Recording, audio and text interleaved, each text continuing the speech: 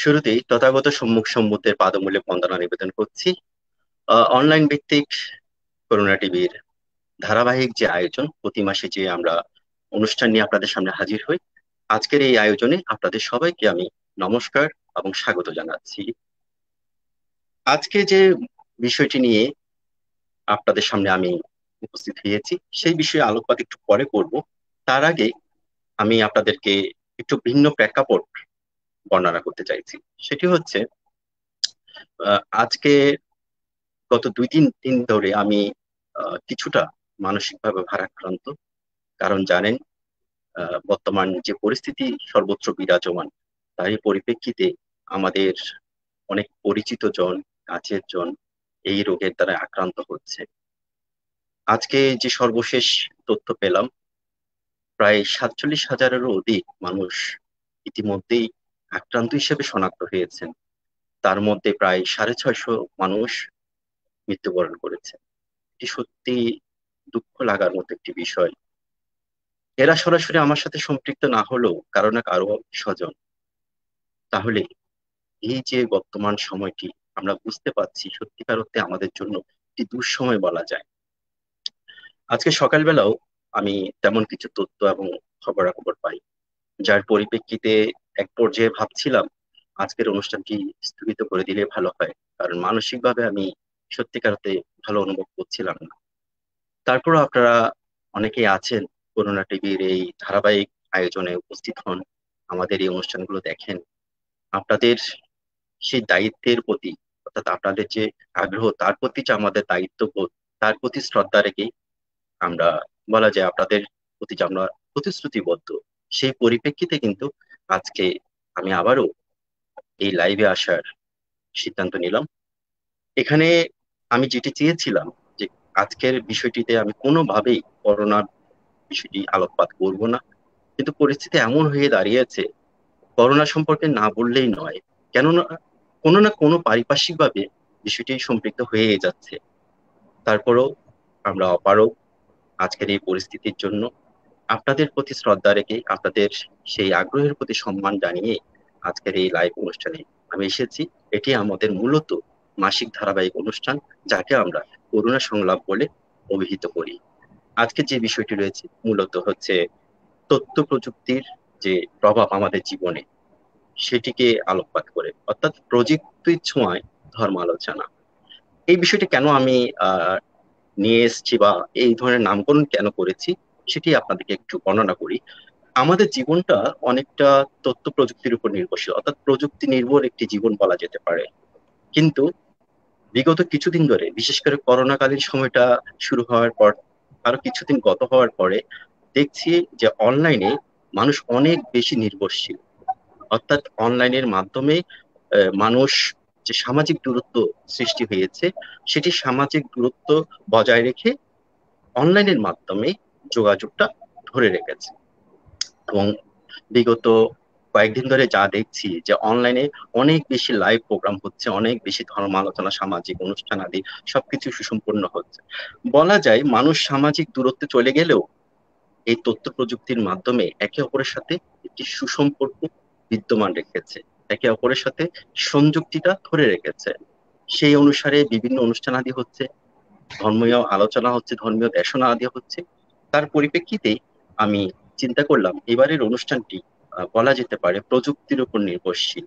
যদিও বা আমাদের এই আয়োজনটুকু সবকিছুই সম্প্রচারিত হচ্ছে প্রযুক্তির উপর, তারপরও প্রযুক্তিকে বিশেষভাবে এখন ব্যবহার করা হচ্ছে, যেহেতু সামাজিক একটি দূরত্বের কথা সরকার তথা বিশ্বের যে স্বাস্থ্য সংস্থা আছে তাদের কর্তৃক জারি করা হয়েছে এই করোনা সময়কালীনের জন্য। এই যে নামকরণটি করার কারণটি আমি আপনাদেরকে অবহিত করলাম। আজকের এই নামকরণ নিয়ে যে বিষয়াদি, সেটি আশা করি আপনারা বুঝতে পেরেছেন। আজকের এই বিষয়টি নিয়ে আলোচনা করার জন্য আমি দুইজন আলোচককে আজকে এখানে আহ্বান জানাবো। প্রথম জন হচ্ছেন এমন একটি প্রতিষ্ঠানের সাথে যিনি জড়িত, যে প্রতিষ্ঠানের নাম আমরা যদি শুনি সাথে সাথেই বুঝতে পারি এটি কোথায় এবং এর গুরুত্ব কি। সেটি হচ্ছে বাংলাদেশ বৌদ্ধদের একটি ঐতিহাসিক স্থান বা পুণ্যতীর্থ বলা যায়, কক্সবাজার জেলার রামু থানার অন্তর্গত রাংপুর বনাশ্রম বৌদ্ধ বিহার। এই বিহারের সভাপতি বলুন, বিহারাধ্যক্ষ বলুন, বলা যায় কর্ণধার আজকের যিনি আলোচক। তার সাথে সাথে শ্রদ্ধেয় ভান্তে বাংলাদেশ সংঘরাজ ভিক্ষু মহাসভার আন্তর্জাতিক বিষয়ক সম্পাদক হিসেবেও দায়িত্বরত আছেন। আজকের এই আয়োজনে শ্রদ্ধেয় ভান্তে আপনাকে আমি বন্দনা জানিয়ে স্বাগত জানাচ্ছি করুণা টিভি পরিবারের পক্ষ থেকে। আশীর্বাদ আপনাদেরকে, আশীর্বাদ আপনাদেরকে, অভিনন্দন। ভান্তে, পরে আমরা দ্বিতীয় যে আলোচক রয়েছেন আমাদের সাথে আজকে, আমি ওনার বিষয়ে বলতে গেলে একটু ভিন্নভাবে বলবো।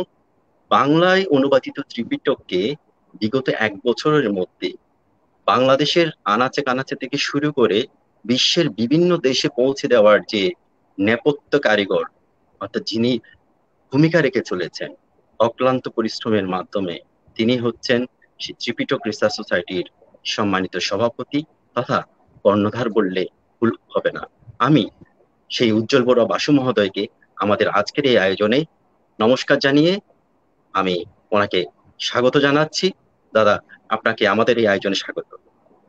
আমি পূজনীয় ভান থেকে বন্দনা নিবেদন করছি, সাথে সাথে করুণা টিভির প্রতি কৃতজ্ঞতা জানাচ্ছি। করুণা টিভি সংশ্লিষ্ট যারা আছেন আমাকে আজকে এখানে সুযোগ করে দেওয়ার জন্য, এবং যারা আজকে আমাদের কথাগুলো শুনছেন সবার প্রতি আমার যথাযোগ্য নমস্কার এবং মূর্তিময় শুভেচ্ছা জ্ঞাপন করছি। শ্রদ্ধেয় ভান্তে এবং আলোচক দাদা, আপনাদের দুজনকে আমি অবহিত করেছি ইতিমধ্যে যে আজকের আমাদের যে বিষয়টি সেটি হচ্ছে প্রযুক্তির ছোঁয়ায় ধর্মালোচনা। আপনারা অনেকেই দেখেছেন ইতিপূর্বে আমাদের বৌদ্ধ সমাজে, আমি যেহেতু বৌদ্ধদের নিয়ে কথা বলছি, বৌদ্ধ সমাজে অনেক কিছু এখন অনলাইন নির্ভর হয়ে গেছে। অনেক ধর্ম দেশনা, ধর্ম আলোচনা, সামাজিক বিষয়াদি সহ অনেক কিছু কিন্তু এখন হচ্ছে, প্রতিদিনই হচ্ছে কিছু না কিছু। এমনকি আজকেও হচ্ছে সম্ভবত 3 থেকে 4টি অনুষ্ঠান। তাহলে আমরা যে প্রযুক্তির উপর যেভাবে নির্ভরশীল হয়ে একে অপরের সাথে যোগাযোগ তথা এই ধরনের অনুষ্ঠান আদি আয়োজন করে বৌদ্ধ সমাজকে একটি ভিন্ন কিছু দেওয়ার যে প্রয়াস করছি, সেটির উপর আলোকপাত করে আপনার কাছে আমি জানতে চাইবো শ্রদ্ধেয় ভান্তে, সেটি হচ্ছে আমরা দেখেছি ছোটকাল থেকে যে আমাদের বিহারগুলোতে মূলত ত্রৈমাসিক বর্ষব্রতের সময় ধর্মদর্শনা তথা ধর্মালোচনার আয়োজন করা হয়ে থাকে উপোষদ দিবসগুলোতে। তার সাথে সাথে দেখেছি পর্যায়ক্রমে বিভিন্ন বিহারে এর পরবর্তীতে বৎসরের বিভিন্ন সময়, অর্থাৎ বলা যায় আরো বেশি ব্যাপকভাবে ধর্মদেশনা, ধর্ম আলোচনার আয়োজন করতে। এখন করোনার পরবর্তী সময়কালে যেহেতু একটি বিধিনিষেধ এসেছে, ধর্মীয় প্রতিষ্ঠানগুলো তো মানুষকে উপস্থিতি বলা যায় একেবারে নিষেধাজ্ঞার মতো দেওয়া হয়েছে। সেই পরিপ্রেক্ষিতে এখন প্রেক্ষাপটটা একেবারে পাল্টে গেছে। এখন হয়েছে কি যে অনলাইনের মাধ্যমে মানুষ এই ধর্মদেশনা, ধর্ম আলোচনাগুলো শুনছে বা অংশগ্রহণ করছে। এই যে ভিন্নতা, অর্থাৎ প্রযুক্তির মাধ্যমে একটি সংযুক্তি হওয়ার যে একটা অবস্থায় চলে এসেছি আমরা, এই বিষয়টির মাধ্যমে, অর্থাৎ এই যে প্রযুক্তির মাধ্যমে ধর্মালোচনা, ধর্ম দেশনা যাই বলেন, এগুলো মানুষের জীবনকে কতটুকু প্রভাব ফেলছে বলে আপনি মনে করেন শ্রদ্ধেয় ভান্তে? হ্যাঁ, আমাদের উপস্থাপক শ্যামল বাবুকে, সৈকত বাবুকে ধন্যবাদ। যে তথ্য প্রযুক্তির ছোঁয়ায় ধর্মালোচনা, হ্যাঁ, এই বিষয়ে আলোচনা করছি। যে ধর্মালোচনা বিষয়টা আমাদেরকে আগে জানতে হবে যে বর্তমান সময় যে করোনা ভাইরাসের কথা বলা হচ্ছে, এই সময়ে এই তথ্য প্রযুক্তির সময় ধর্মালোচনা একটি খুব গুরুত্বপূর্ণ এবং অনেক অনেক প্রয়োজন। যে ধর্ম একটি ওষুধ। যেমন আমাদের শরীরে যখন কোনো অসুখ হয়, তখন আমরা ডাক্তারের শরণাপন্ন হয় বা ওষুধপত্র নিয়ে আমরা শারীরিক অসুখ দূর করি। ঠিক ধর্ম একটি মানসিক রোগের ওষুধ। সুতরাং এই ওষুধটা মনের রোগকে দূরীভূত করবার জন্যে এবং মনের অসুখকে সরানোর জন্যে ধর্মের প্রয়োজনীয়তা অপরিসীম। তাহলে এই ধর্মালোচনার সাথে তথ্য প্রযুক্তি আমাদের কিভাবে উপকৃত করছে? আপনার জেনেছেন যে বর্তমান অনেক ডাক্তার যে বাসায় বসে বা হোম কোয়ারেন্টাইনে বসে অনলাইন ভিত্তিক চিকিৎসা প্রদান করছেন। অনেক রোগীরা তারা ডাক্তারকে ফেসবুকে বা মেসেঞ্জারে বা ইমোতে বা হোয়াটসঅ্যাপে ফোন করে তারা বিভিন্ন চিকিৎসা বা বিভিন্ন পরামর্শ দিয়ে নিচ্ছেন, এবং সেই পরামর্শ অনুযায়ী ডাক্তারদের তারা ওষুধপত্র সেবন করে সুস্থ হচ্ছেন। কিন্তু তারা হাসপাতালে যাচ্ছেন না এবং তারা ডাক্তারের চেম্বারেও যাচ্ছেন না। ডাক্তাররা নিজের বাসায় বসে এই তথ্য প্রযুক্তির মাধ্যমে যে ট্রিটমেন্ট দিচ্ছেন এবং সেই ট্রিটমেন্ট অনুসারে তারা চিকিৎসা করে ভালো হচ্ছেন। এটা অনেক পত্রিকা টিভিতে দেখানো হয়েছে। অনুরূপ ভাবে যে ধর্ম যে একটি তো ওষুধ, সেটা হচ্ছে মানসিক রোগের ওষুধ। বর্তমান আমরা করোনার কারণে গৃহবন্দী হতে গিয়ে অনেকে অনেকভাবে আমরা মানসিক বিকারগ্রস্ত হচ্ছি, বা অনেকে আমরা দুর্বলতায় পড়ে যাচ্ছি, হতাশা হয়ে যাচ্ছি। আদৌ কি এই রোগ থেকে আমরা মুক্তি পাবো? আদৌ কি আমরা আগের মতো সেই সুন্দর দিন ফিরে পাবো?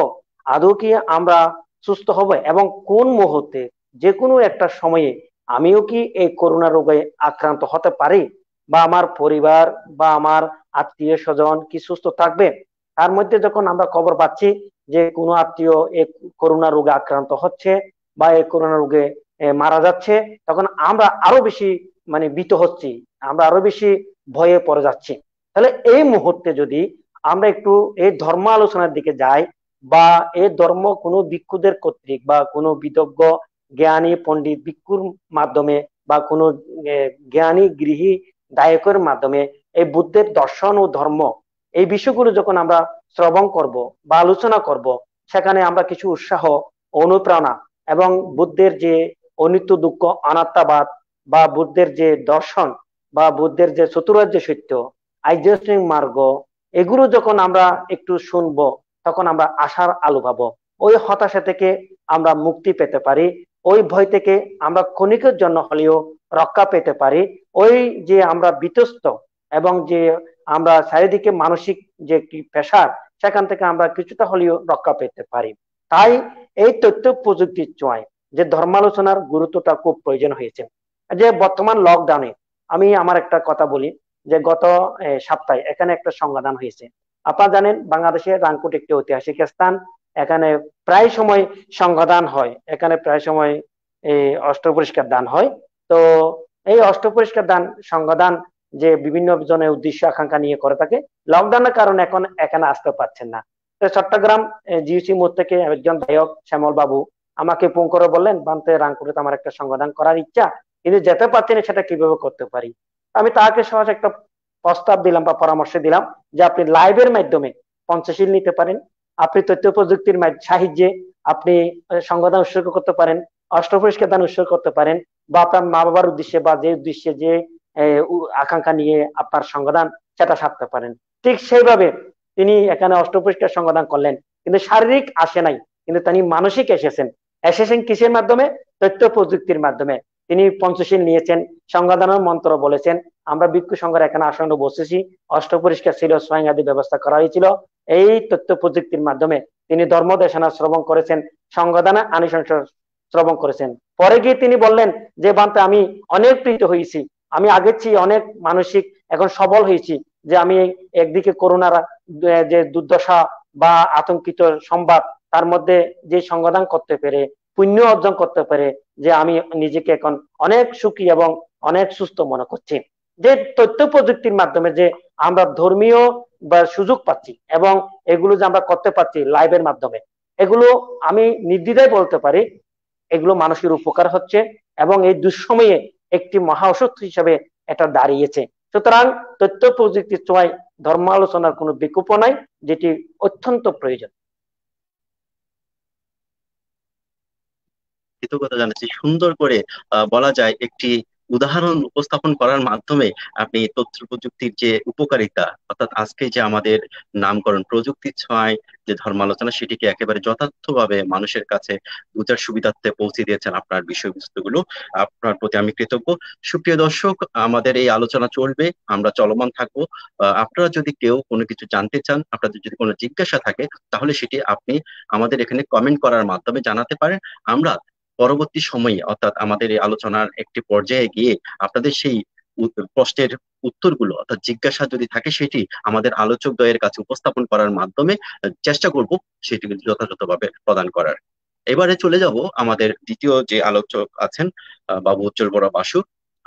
দাদা, আমি আপনার সম্পর্কে যতটুকু জানি, আপনি প্রতিনিয়তই ত্রিপিটক নিয়ে গবেষণা তথা বিভিন্ন কাজে আপনি ব্যস্ত থাকেন, অর্থাৎ একটি সময় আপনার সেই ত্রিপিটক রিসার্চ সোসাইটির কার্যক্রম নিয়ে আপনি থাকেন।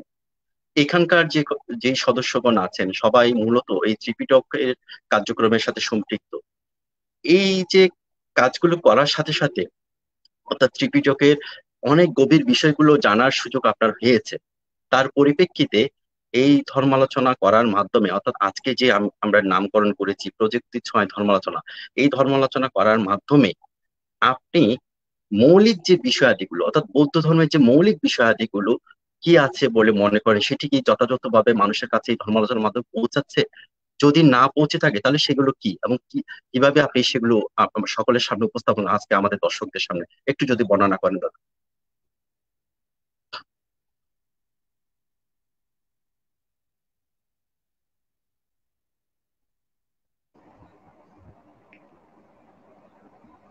এক্ষেত্রে আমি বলবো অনলাইনে ধর্মপ্রচার নিঃসন্দেহে একটি প্রশংসনীয় উদ্যোগ। বর্তমান সময়ে আমরা সকালবেলা যখন মোবাইল হাতে নিই, দেখা যায় কোনো না কোনো অভিজ্ঞ ভান্তে ধর্মপ্রচার করছেন, ধর্ম দেশনা দিচ্ছেন। বিষয়টা দেখলেই মনটা প্রীতিতে ভরে ওঠে। দেখা যায় যতক্ষণ সময় পাওয়া যায় সেই দেশনাটা আমরা শোনার চেষ্টা করি। বিশেষ করে বর্তমান এই করোনাকালীন, এই দুর্যোগকালীন সময়ে আমি বলবো এটা আমাদেরকে অনেকটা মনোবল বাড়িয়ে দেয়, আমাদেরকে চাঙ্গা করে দেয়।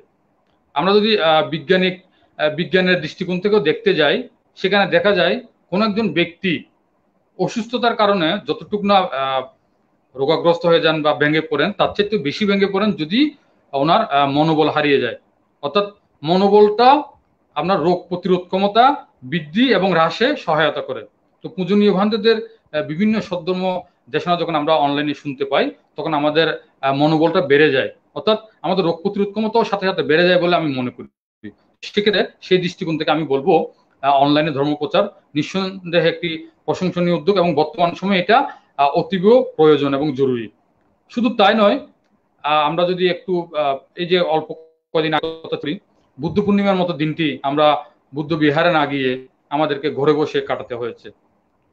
তো সেখানে আমাদের একটা হতাশা বিরাজ করতো, যদি আমরা অনলাইনে পূজনীয় ভান্তেরা যে বুদ্ধকে পূজা দিচ্ছেন, পঞ্চশীল দিচ্ছেন, অষ্টশীল দিচ্ছেন, ধর্মালোচনা করছেন, এই বিষয়গুলো যদি আমরা সরাসরি দেখতে না পেতাম অনলাইনের কারণে, তাহলে দেখা যেত আমাদের মধ্যে এক প্রকার অস্থিরতা কাজ করতো, হতাশা কাজ করতো আমাদের মধ্যে।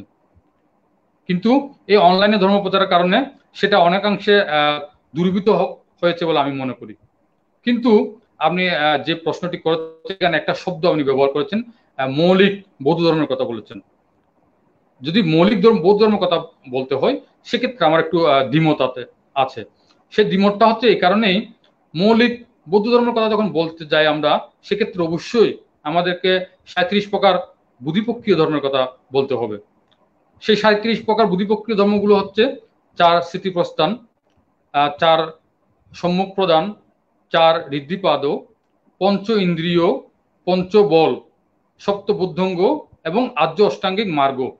এই 37টি যে বিষয়, এগুলোকে আমরা বৌদ্ধ ধর্মের মৌলিক বিষয় বা মূল বিষয় হিসেবে আমরা আখ্যায়িত করতে পারি। তো এই বিষয়গুলোকে যখন আমরা মূল বিষয় হিসেবে আখ্যায়িত করব, তো সেগুলো অনলাইনে ধর্মপ্রচার করে অনলাইনে কতটুকু বোঝানো সম্ভব? আমি মনে করি অনলাইনে কেবলমাত্র একটা ধারণা দেওয়া সম্ভব। এই বিষয়গুলো, এই 37 প্রকার বুদ্ধিপক্ষীয় মতো জটিল বিষয়গুলো অনলাইনে আলোচনা করে, ধর্মালোচনা করে একটা ধারণা দেওয়া সম্ভব, কিন্তু যথার্থভাবে সেটা ব্যাখ্যা করা সম্ভব নয়, হৃদয়ঙ্গম করার মতো অবস্থায় নিয়ে যাওয়া সম্ভব নয়। বুদ্ধ বলেছেন এহি পাশ্রিকু, অর্থাৎ এসো দেখো, অর্থাৎ তার ধর্মটাকে এসে দেখতে বলা হয়েছে। তো এসে দেখাটা কিভাবে এসে করতে হলে অবশ্যই তাকে ধ্যান চর্চা করতে হবে। ধ্যান চর্চার মাধ্যমেই এই যে বিষয়গুলোকে মিলাতে হবে, দেখতে হবে। যখন উনি সেভাবে মিলাতে পারবেন, তখনই তিনি দেখতে পাবেন যে আসলে বুদ্ধ যেগুলো বলেছেন সেগুলো আছে কি নেই। সেক্ষেত্রে এই যে 37 প্রকার বুদ্ধিপক্ষীয় ধর্মের মতো যে বিষয়গুলো আছে, সেগুলো আমি মনে করি যে অনলাইনে প্রচার করে পুরোপুরিভাবে হৃদয়ঙ্গম করানো সম্ভব না, পুরোপুরিভাবে বোঝানো সম্ভব না। তো সেক্ষেত্রে অবশ্যই সরাসরি একজন কল্যাণ মিত্রের সান্নিধ্যে যাওয়ার প্রয়োজন আছে, একজন গুরুর কাছে যাওয়ার দরকার আছে, যিনি বিষয়গুলো একদিকে শুধু গুরুর কাছে গেলে হবে না, কল্যাণ মিত্রের সান্নিধ্যে গেলে হবে না, তিনি ওনার সান্নিধ্যে গিয়ে ধ্যান চর্চা করতে হবে। ধ্যান চর্চা করে ওই দেশনাগুলো শুনতে হবে প্রত্যক্ষভাবে। তাহলে একদিকে প্রত্যক্ষভাবে ধ্যান চর্চার মাধ্যমে বিষয়গুলো দেখবে, জানবে, অন্যদিকে বিষয়গুলো সে কল্যাণ মিত্রের কাছে প্রশ্ন উত্তরের মাধ্যমে বিষয়গুলো জানবে। এইভাবেই যখন বিষয়গুলো জানবেন তখনই আমি মনে করি যে মৌলিক বিষয়গুলো জানবেন। নতুবা বাইরে থেকে দূর থেকে অনলাইনে শুনে অনলাইনে জেনে সেটা হবে অনেকটা, যদি একটা খেজুরের কলস থাকে, সেই খেজুরের কলসে বাইরে হয়তো অনেক পিঁপড়া থাকে, সেই পিঁপড়া কিন্তু ভিতরের যে খেজুরের রসের যে স্বাদ সেটুকু পায় না। তো সেই স্বাদটুকু পেতে হলে অবশ্যই কলসির ভিতরে প্রবেশ করতে হবে। ঠিক তদ্রুপভাবে আমি মনে করি যে যদি সরাসরি আমি মনে করি এক্ষেত্রে এই বিষয়গুলো, এই জটিল বিষয়গুলো জানার জন্য, হৃদয়ঙ্গম করার জন্য একদম সরাসরি যেতে হবে। সরাসরি গিয়ে বিষয়গুলো জানলে সেক্ষেত্রেই প্রকৃত ওই খেজুর রসের সে স্বাদ পাওয়া, অর্থাৎ বিমুক্তির স্বাদ পাওয়া যাবে বলে আমি মনে করি। এটুকু আমি বলবো অনলাইন ধর্মচর্চা নিয়ে। দাদা, আপনার এই বক্তব্যের পরিপ্রেক্ষিতে এতটুকু আমি বুঝতে পারছি যে অনলাইনের মাধ্যমে, অর্থাৎ আজকের যে প্রযুক্তির মাধ্যমে আমরা যে অনুষ্ঠানগুলো করছি, এইগুলোর মাধ্যমে হয়তোবা একটি ধারণা পেতে পারি আমরা বিষয়গুলো সম্পর্কে, কিন্তু মূল যে বিষয়টি, অর্থাৎ মৌলিক যে বিষয়গুলো জানতে হলে, অর্থাৎ এর গভীরে যদি যেতে হয়, তাহলে অবশ্যই সাক্ষাতে বিষয়গুলো নিয়ে আলাপ আলোচনা তথা চর্চা করতে হবে। এটাই আমার দৃষ্টিতে আপনার কথা সারমর্ম। ধন্যবাদ দাদা আপনাকে। সুন্দরভাবে একটি উদাহরণের মাধ্যমে উপস্থাপন করেছেন আপনার বক্তব্য। এরপরে আমি আবার শ্রদ্ধেয় ভান্তের কাছে যাব, আজকের আমাদের শ্রদ্ধেয় আলোচক শ্রদ্ধেয় জ্যোতি সেন ভান্তে মহোদয়ের কাছে। ভান্তে, আমাদের যে পরিস্থিতি এখন বিরাজমান, আসলে আমি আবারও বলছি, করোনা বিষয়টিকে আমি আলোকপাত করতে একেবারেই চাইনি আজকে, কিন্তু পরিস্থিতি আজকে সকাল থেকে এমন হয়ে গেল যে না বলেও পাচ্ছি না। তার সাথে সাথে আজকে আপনি জানেন, দীর্ঘ অনেকদিন বন্দি জীবন থাকার পরে আজকে সরকার কর্তৃক সবকিছু উন্মুক্ত করে দেওয়ার একটি ঘোষণা এসেছে। যদিও বা বলছে বিধিনিষেধের ব্যাপার স্যাপার আছে, কিন্তু বিধিনিষেধ কতটুকু সেটা মানে মেনে মানুষ চলতে পারবে সেটা সন্দেহের অবকাশ থেকে যায়। তো এই পরিস্থিতিতে, অর্থাৎ বিগত সময় থেকে আজকে পর্যন্ত যে অবস্থানের মধ্য দিয়ে আমরা যাচ্ছি, তার মধ্য দিয়ে আমি একটি জিনিস উপলব্ধি করছি। আপনাকে একটু আগে আমি বলেছিলাম 47,000-এর অধিক মানুষ করোনা শনাক্ত হয়েছেন। অফিসিয়ালি যে ঘোষণাটা আজকে আপডেট এসছে, 650 মতো মানুষ মৃত্যুবরণ করেছেন। এই যে ঘটনাগুলো, এবং আমরাও শুনছি আমাদের পরিচিত জনের মধ্যে, আপন জনের মধ্যে অনেকেই আহ, রোগাক্রান্ত হচ্ছেন, কেউ বা দেখা গেল স্বজন হারা হয়েছেন। এরপরে এই দুটো যদি নাও বা হয়, দেখা যাচ্ছে মানুষ প্রতিটা মুহূর্তে আতঙ্কগ্রস্ত অবস্থায় দিন কাটাচ্ছেন, করোনা আতঙ্ক। সেটাও যদি না হয়, বর্তমান বিশ্বে যে পরিস্থিতি বিরাজমান, সবকিছু স্থবির হয়ে যাবে, বাংলাদেশেও এর বাইরে নয়। অর্থাৎ অর্থনৈতিক একটি চাপ কিন্তু সত্যিকার অর্থে সবার জীবনে প্রত্যক্ষ পরোক্ষভাবে কিন্তু করেছে। এই অবস্থায় মানুষ কতটুকু মানসিকভাবে নিজেকে ধীরস্থির রাখতে পারবে? আদৌ কি সম্ভব? যদি সম্ভব না হয়, তাহলে কি করণীয়? অর্থাৎ ধর্মীয় দৃষ্টিভঙ্গি দিয়ে কি করলে মানসিক ভাবে নিজেকে স্থির রাখতে পারবে? আমি আপনাকে ব্যক্তিগতভাবে বলি, আমি নিজেই মানসিকভাবে আস্তে আস্তে ভেঙে পড়ছি। তো আমি নিজের জন্য হলো আজকে প্রেক্ষাপটে আপনার কাছ থেকে এই বিষয়ে একটু পরামর্শ চাইবো ভান্তে, শ্রদ্ধেয় ভান্তে। ধন্যবাদ সৈকত বাবু। আমি আজকেও এই বিষয় নিয়ে একটি অন্ত্যেষ্টিক্রিয়া সবাই আলোচনা করেছি, যে সরকার তো এখন লকডাউন খুলে দিতে যাচ্ছে, তার মধ্যে দেখা যাচ্ছে করোনা দিন দিন বেড়ে যাচ্ছে। যে আগে 2,000 কম ছিল প্রতিদিন 24 ঘন্টায়, এখন দিন দিন 2,000 চেয়েও মানে বেশি হচ্ছে। তাহলে এই পরিস্থিতিতে আমরা কি করতে পারি? এর জন্য আমি একটি সাজেশন দিয়েছিলাম, যে আগে আমরা চিন্তা করতাম যে যেন আমার করোনা না হয়, যেন করোনা আমাকে স্পর্শ না করে বা আক্রান্ত না করে, সেই প্রচেষ্টায় আমরা থাকতাম। কিন্তু এখন সেই প্রচেষ্টা থেকে আর লাভ নাই। এখন আমাদেরকে চেষ্টা করতে হবে করোনা আক্রান্ত হওয়ার পর আমি কিভাবে সুস্থ থাকতে পারি, কিভাবে আমি ভালো থাকতে পারি। এখন দৃষ্টিকোণ আমাদের সেদিকে দিতে হবে, যে আগে যেভাবে আমরা ছিলাম করোনা যেন আমাকে স্পর্শ না করে, এখন সেই চিন্তা করে আর লাভ নাই। যেহেতু আমার আশেপাশে চলে যাচ্ছে, একদম আমার দরজার কোনায় চলে যাচ্ছে, আমার আঙ্গিনায় চলে যাচ্ছে, এখন আর করোনা হবে না, সেই চিন্তাটা করার কোনো লাভ নাই। এখন করোনা হওয়ার পরবর্তী আমি কিভাবে সুস্থ হতে পারি বা আমার পরিবারকে কিভাবে সুস্থ রাখতে পারি, সেই চিন্তা চেতনায় আমাদেরকে এগোতে হবে। এখন এইগুলো এগোনোর জন্য আমাকে কি করতে হবে? যে আমি ভাবছি যে বুদ্ধের দর্শন, কেন বুদ্ধ 45,000 বছর ধর্ম দেশনা করার পরেও অন্তিমে একটি শব্দ বলে গেলেন, আপ্পামাদেনা সাম্পাদেতা।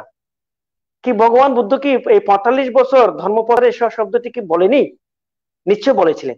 তথাপি কেন সেই কুশিনারায় পরিনির্বাপিত হওয়ার সময় ভিক্ষুদেরকে আহ্বান করে বললেন, হে ভিক্ষুগণ, অপ্রমত্ত থাকবে। অপ্রমত্ত অর্থ হচ্ছে সাবধান থাকবে, সতর্ক থাকবে।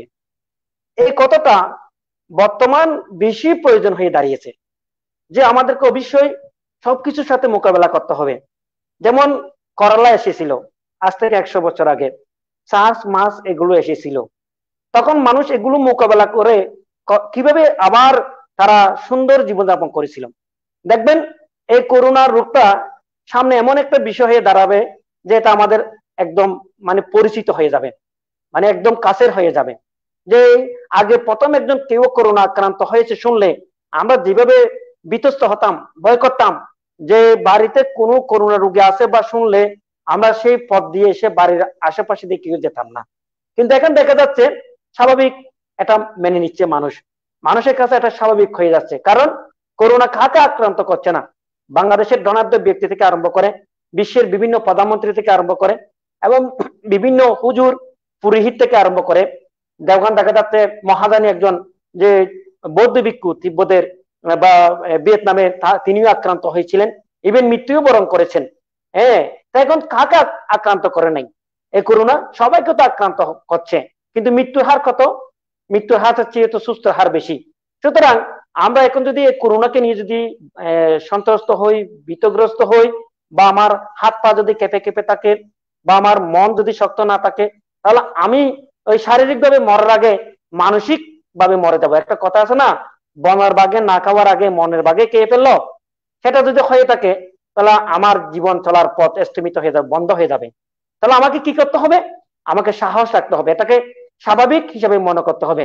বুদ্ধের যে বুদ্ধ প্রথম যে ধর্ম দেশনা করেছিলেন পঞ্চবর্গীয় শিষ্যদেরকে, ধম্মচক্র সূত্র, সেখানে বুদ্ধ বলেছিলেন, ইয়াং কিঞ্চি সামুদায়াং ধাম্মাং সাব্বান্তাং নিরুতাং ধাম্মান্তি।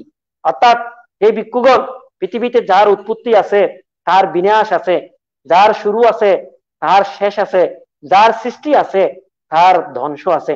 দেখবেন এই করোনা যে শুরু হয়েছে একদিন অবশ্যই বিনাশ হবে। কারণ এই পৃথিবীর কোনো কিছু, জড় বলুন, জীব বলুন, রোগ বলুন, ব্যাধি বলুন, কিছু চিরস্থায়ী নয়।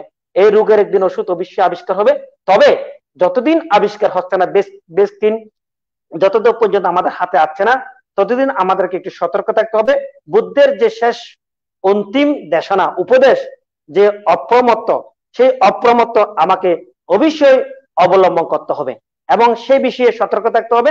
আমাকে হাত পা ভেঙ্গে না পড়ে, মানসিক ভেঙ্গে না পড়ে, যে আমাকে শক্ত থেকে সামনে এগোতে হবে, স্বাভাবিক জীবনযাপন আমাকে যেতে হবে। তবে যে সচেতনতা, করোনা সম্বন্ধে যে সতর্কতা, সেগুলোকে আমাকে অবশ্যই অবশ্যই অবলম্বন করতে হবে। তাতে দেখবেন আপনার জীবন স্বাভাবিক হয়ে গেছে, আপনার দৈনন্দিন জীবনযাপন, আপনার জীবন ও জীবিকা সবকিছু আপনি স্বাভাবিক এসেছেন। তবে আপনাকে সাবধান থাকতে হবে। আপনি বিতস্ত হলে আপনি কখনো এই ব্যাধি থেকে, এই আশঙ্কা থেকে, চলমান যে বিপদ থেকে কখনো আপনি রক্ষা পাবেন না। আপনাকে অবশ্যই সাহস রাখতে হবে। ভান্তে, বন্দনা, আবারও কৃতজ্ঞতা, সুন্দর করে আপনি বর্ণনা করেছেন। এটি যদিও বা আজকের বিষয়ের সাথে খুব বেশি সম্পৃক্ত নয়, তবে একেবারে যে নয় তা নয়, কারণ এই বিষয়াদিগুলো আমরা সেই তথ্য প্রযুক্তির অর্থাৎ প্রযুক্তির ছোঁয়ায় কিন্তু পাচ্ছি। আপনার কাছ থেকে আমি জানলাম, আমাদের এই আয়োজনের মাধ্যমে আমাদের দর্শকবৃন্দ জানছে, কিছুটা হলো মানসিক স্বস্তি বোধ করবো বলে আমি মনে করি। আপনার প্রতি আবারও কৃতজ্ঞতা ভান্তে। এই পর্যায়ে আমি আমাদের আলোচক শ্রদ্ধেয় উজ্জ্বল বড় বাসুর কাছে যাব আবার। দাদা, ত্রিপিটক রিসার্চ সোসাইটি মূলত ত্রিপিটক নিয়েই কাজ করছে বর্তমানে, এটা অতীব সত্য। তবে মূল লক্ষ্য বা মূল উদ্দেশ্য কিন্তু একজন মানুষের হওয়া উচিত বিমুক্তির পথে পথিক হওয়া। সেই বিমুক্তির পথের পথিক হতে একজন মানুষের ধর্মীয় জীবন আচরণ অর্থাৎ ধর্মচর্চা কেমন হওয়া উচিত, এই বিষয়ে নিশ্চয়ই আপনি সংগঠনের সদস্যদেরকে অবহিত করেন। আজকে এই আয়োজনের মাধ্যমে, এখানে আলোকপাত করার মাধ্যমে আমি বলবো সবাইকে, অর্থাৎ আমাদের যারা দর্শক শ্রোতা আছেন আজকে, সবাইকে এই বিষয়ে একটু যদি ধারণা দেন, সবাই নিশ্চয়ই আপনার এই মন্তব্যের দ্বারা, এই ব্যাখ্যার দ্বারা কিছুটা হলে উপকৃত হবে। দাদা, একটু যদি ব্যাখ্যা করেন। আবারও ধন্যবাদ জানাচ্ছি আপনার প্রশ্নের জন্য। এখানে আমি আপনার প্রশ্নটাকে দুভাগে ভাগ করব। প্রথম ভাগটি হচ্ছে আমরা ত্রিপুরা রিসার্চ সোসাইটির সদস্যরা আমরা কিভাবে ধর্মচর্চা করি তা একটু ব্যাখ্যা করব। এরপরে আমি সবার উদ্দেশ্যে আমার বার্তাটি দিতে চাইব। প্রথমে আমি বলতে চাই, ত্রিপুরা রিসার্চ সোসাইটির সদস্যদের একটা মেসেঞ্জার গ্রুপ আছে। সেই গ্রুপে আমরা প্রতিদিন ত্রিপিটক পাঠ করি। সেটা কিভাবে? আমাদের সদস্যদের জন্য ভাগ করা থাকে। আজকে ইনি এই অধ্যায় থেকে একটুক পড়বেন, পরের অংশটা দ্বিতীয় দিন অমুক আরেকজন পড়বেন, তৃতীয় দিন আরেকজন পড়বেন। এইভাবে আমাদের একটা অংশ প্রতিদিন চলে, যেটা একটা পর্যায়ে চলে, যেখানে আমরা ত্রিপিটক পাঠ করি। যেমন বর্তমানে চলছে আমাদের অঙ্গুত্র নিকায়ের প্রথম নিপাত থেকে তৃতীয় নিপাত, এই বইটি এখন আমাদের চলছে। শুধু যে একজন পাঠ করে তা নয়, পাঠ করার পরে তিনি কি বুঝেছেন সেটা সেখানে বুঝিয়ে দেওয়ার চেষ্টা করেন। এরপরে গিয়ে বাকিরা যেটা বুঝেন নাই সেটা নিয়ে প্রশ্ন করে। তো প্রশ্ন করার পর যারা জানে সেটা নিয়ে তারা আরো বিশদ এটা নিয়ে বিবরণ তুলে ধরেন। এইভাবে আমাদের একটা কার্যক্রম চলে মেসেঞ্জার গ্রুপে। দ্বিতীয় যে বিষয়টি আমাদের চলে, নির্দিষ্ট টপিকস নিয়ে আমাদের লাইভে এসে কেউ দেশনা দেয় অথবা লিখে মেসেঞ্জার গ্রুপে সেই দেশনাগুলো দেয়। আবার সেই দেশনাগুলো নিয়ে আমাদের পরীক্ষা হয়, পুরস্কার দেওয়া হয়, উৎসাহিত করা হয়, প্রেরণা দেওয়া হয় আমাদের সদস্যদের মধ্যে। তৃতীয়ত একটা গ্রুপ আছে যারা পালি শিক্ষা করার চেষ্টা করছেন। এবং চতুর্থত আমাদের একটা ধারাবাহিকতা আছে, একটা ধারা আছে, সেটা হচ্ছে প্রতিদিন সকালে আমাদের সদস্যরা বুদ্ধ বন্দনা করে এসে দানশীল ভাবনা অনুষ্ঠান করে এসে আমাদেরকে মেসেঞ্জারে জানায় আমি এইমাত্র বা আমি আমার বন্দনা দানশীল ভাবনাজনিত পুনরাশি আমাদেরকে দান করছি। এটা বলার পর একজন দান করেন, একজন অন্যরা সবাই অনুমোদন করেন। এখানে আমাদের যে দশ কুশল কর্ম আছে, পুণ্যদান এবং পুণ্য অনুমোদনের যে একটা বিষয় আছে, সেটা আমরা সম্পাদন করি। তো এটার সাথে আমি মনে করি যে শুধু এটা আমাদের জন্য না, এটা আমি আমাদের আজকে যারা আমার কথাগুলো শুনছেন তাদের উদ্দেশ্যে একটা বার্তা দিতে চাই। সেটা হচ্ছে কি, প্রথমত আমরা মৃত্যুবরণ করব এটা নিশ্চিত, সেটা করোনায় হোক বা স্বাভাবিকভাবে হোক। হয়তো করোনায় হলে সেটা আমাদের জন্য একটা ভয়ঙ্কর, একটা দুঃখজনক বিষয় হিসেবে চলে আসে, যেটা আমাদেরকে অকাল মৃত্যু ঘটায়। কিন্তু এটা না হলেও জন্মের সাথে সাথে কিন্তু মৃত্যু আমাদের অবধারিত। তো এই মৃত্যুর আগ পর্যন্ত কি কি ঘটছে মধ্যে আমি আমাদের তথাগত বুদ্ধ যে 16 প্রকার কর্মের কথা বলেছেন, আমি সেই কর্মগুলোর একটু বিভাজন করে আমাদের বলতে চাই। তারপরে আমি আমার বার্তাটুকু এখানে দিতে চাই। সেটা হচ্ছে, কর্মকে প্রথমত 4 ধাপে ভাগ করা হয়। একটা হচ্ছে কর্ম অনুসারে, একটা হচ্ছে পরিপক্ক হওয়ার ক্রম অনুসারে, একটা হচ্ছে পরিপক্ক হওয়ার সময় অনুসারে, আরেকটি হচ্ছে পরিপক্ক হওয়ার স্থান অনুসারে। তো এখানে যে কাজ অনুসারে বা কর্ম অনুসারে কর্মটাকে 4 ভাগে ভাগ করা হয়। একটা হচ্ছে জনক কর্ম, একটা হচ্ছে উপস্তম্ভক কর্ম বা সহায়ক কর্ম, একটি উপপীড়ক কর্ম বা বাধাদানকারী কর্ম, আরেকটি হচ্ছে উপঘাতক কর্ম, যেটা ধ্বংসকারী কর্ম বলা হয়, ধ্বংসাত্মক কর্ম হিসেবে বলা হয়।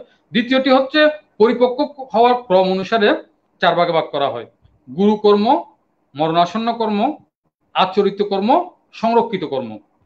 তৃতীয়ত পরিপক্ক হওয়ার সময় অনুসারে 4 ভাগে ভাগ করা হয়। একটা হচ্ছে দৃষ্টধর্ম বেদনীয় কর্ম, যেটা এই জন্মে ফল দেয়। অপরটি হচ্ছে পরের জন্মে, অর্থাৎ উপপর্য বেদনীয় কর্ম হিসেবে চিহ্নিত করা হয়।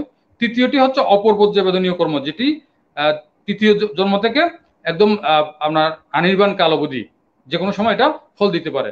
এবং চতুর্থটি হচ্ছে অহসি বা নিষ্ফলা কর্ম, যেটা কোনো ফল দেয় না। আবার পরিপক্ক হওয়ার স্থান অনুসারে 4 ভাগে ভাগ করা হচ্ছে।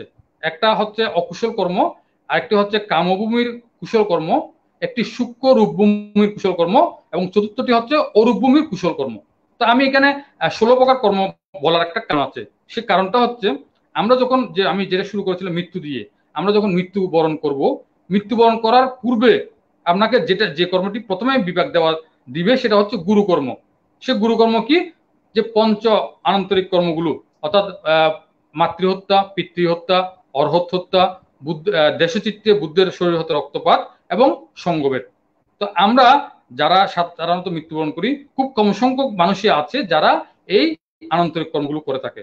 তো যেহেতু এই কর্মগুলো আমরা করি না, তাহলে আমাদেরকে দ্বিতীয় যে বিষয়টি মৃত্যুর পূর্বে চলে আসবে সেটা হচ্ছে মরণাসন্ন কর্ম। অর্থাৎ মৃত্যুর পূর্বে আপনার কাছে শেষ চিত্তবৃত্তিতে আপনার কুশল কর্ম চলে আসতে পারে, অকুশল কর্ম চলে আসতে পারে, যে কোনো একটি এসে স্মরণ করিয়ে দিয়ে আপনাকে ঊর্ধ্বগতিও করতে পারে অথবা নিম্নগতিও করতে পারে। তৃতীয় যে বিষয়টি সেটা আসে সেটা হচ্ছে আচরিত কর্ম। তো আচরিত কর্মটা কি? যেটা আমরা প্রতিদিন আচরণ করি। তো আমি এই যে এতগুলো কর্মের কথা বলার কারণটা হচ্ছে সেটাই, আমাদেরকে আচরিত কুশল কর্ম করার আমাদেরকে একটা অভ্যাস করে গড়ে তুলতে হবে। সেটা কি? প্রথমত হচ্ছে আমাদের মনুষ্য জীবন দুর্লভ করতে হলে তো ধ্যান চর্চার কোনো বিকল্প নেই। অর্থাৎ বিমুক্তি লাভ করতে হলে অবশ্যই আমাদেরকে ধ্যান চর্চা করতে হবে। কিন্তু ধ্যান চর্চা করলেই সবাই যে এই জন্মে বিমুক্তি লাভ করবেন তা নয়। কিন্তু সেটা না হলেও আমাদেরকে আচরিত কর্মটা এভাবে করতে হবে। সকালবেলা পরিবারে যারা আছেন, আমি মনে করি সেটা অভিভাবককে দিয়ে শুরু করতে হবে। পরিবারের কর্তা, পিতা বা মাতা সকালবেলা কোনো অবস্থাতেই কমপক্ষে 1 টাকা দান না দিয়ে, পঞ্চশীল গ্রহণ না করে এবং কমপক্ষে 5 মিনিট ধ্যান চর্চা না করে কোনো অবস্থাতেই সকালের আহার গ্রহণ করবেন না। এটা আমার দিক থেকে পরামর্শ। তো আমরা যখন এই চর্চাটা শুরু করব, আমার নিজের ক্ষেত্রে যখন পিতা শুরু করবে, মাতা শুরু করবে, তখন সন্তান সন্ততি যারা আছে তারাও স্বয়ংক্রিয়ভাবে এটা করতে থাকবে। তো এটা করবেন কেন?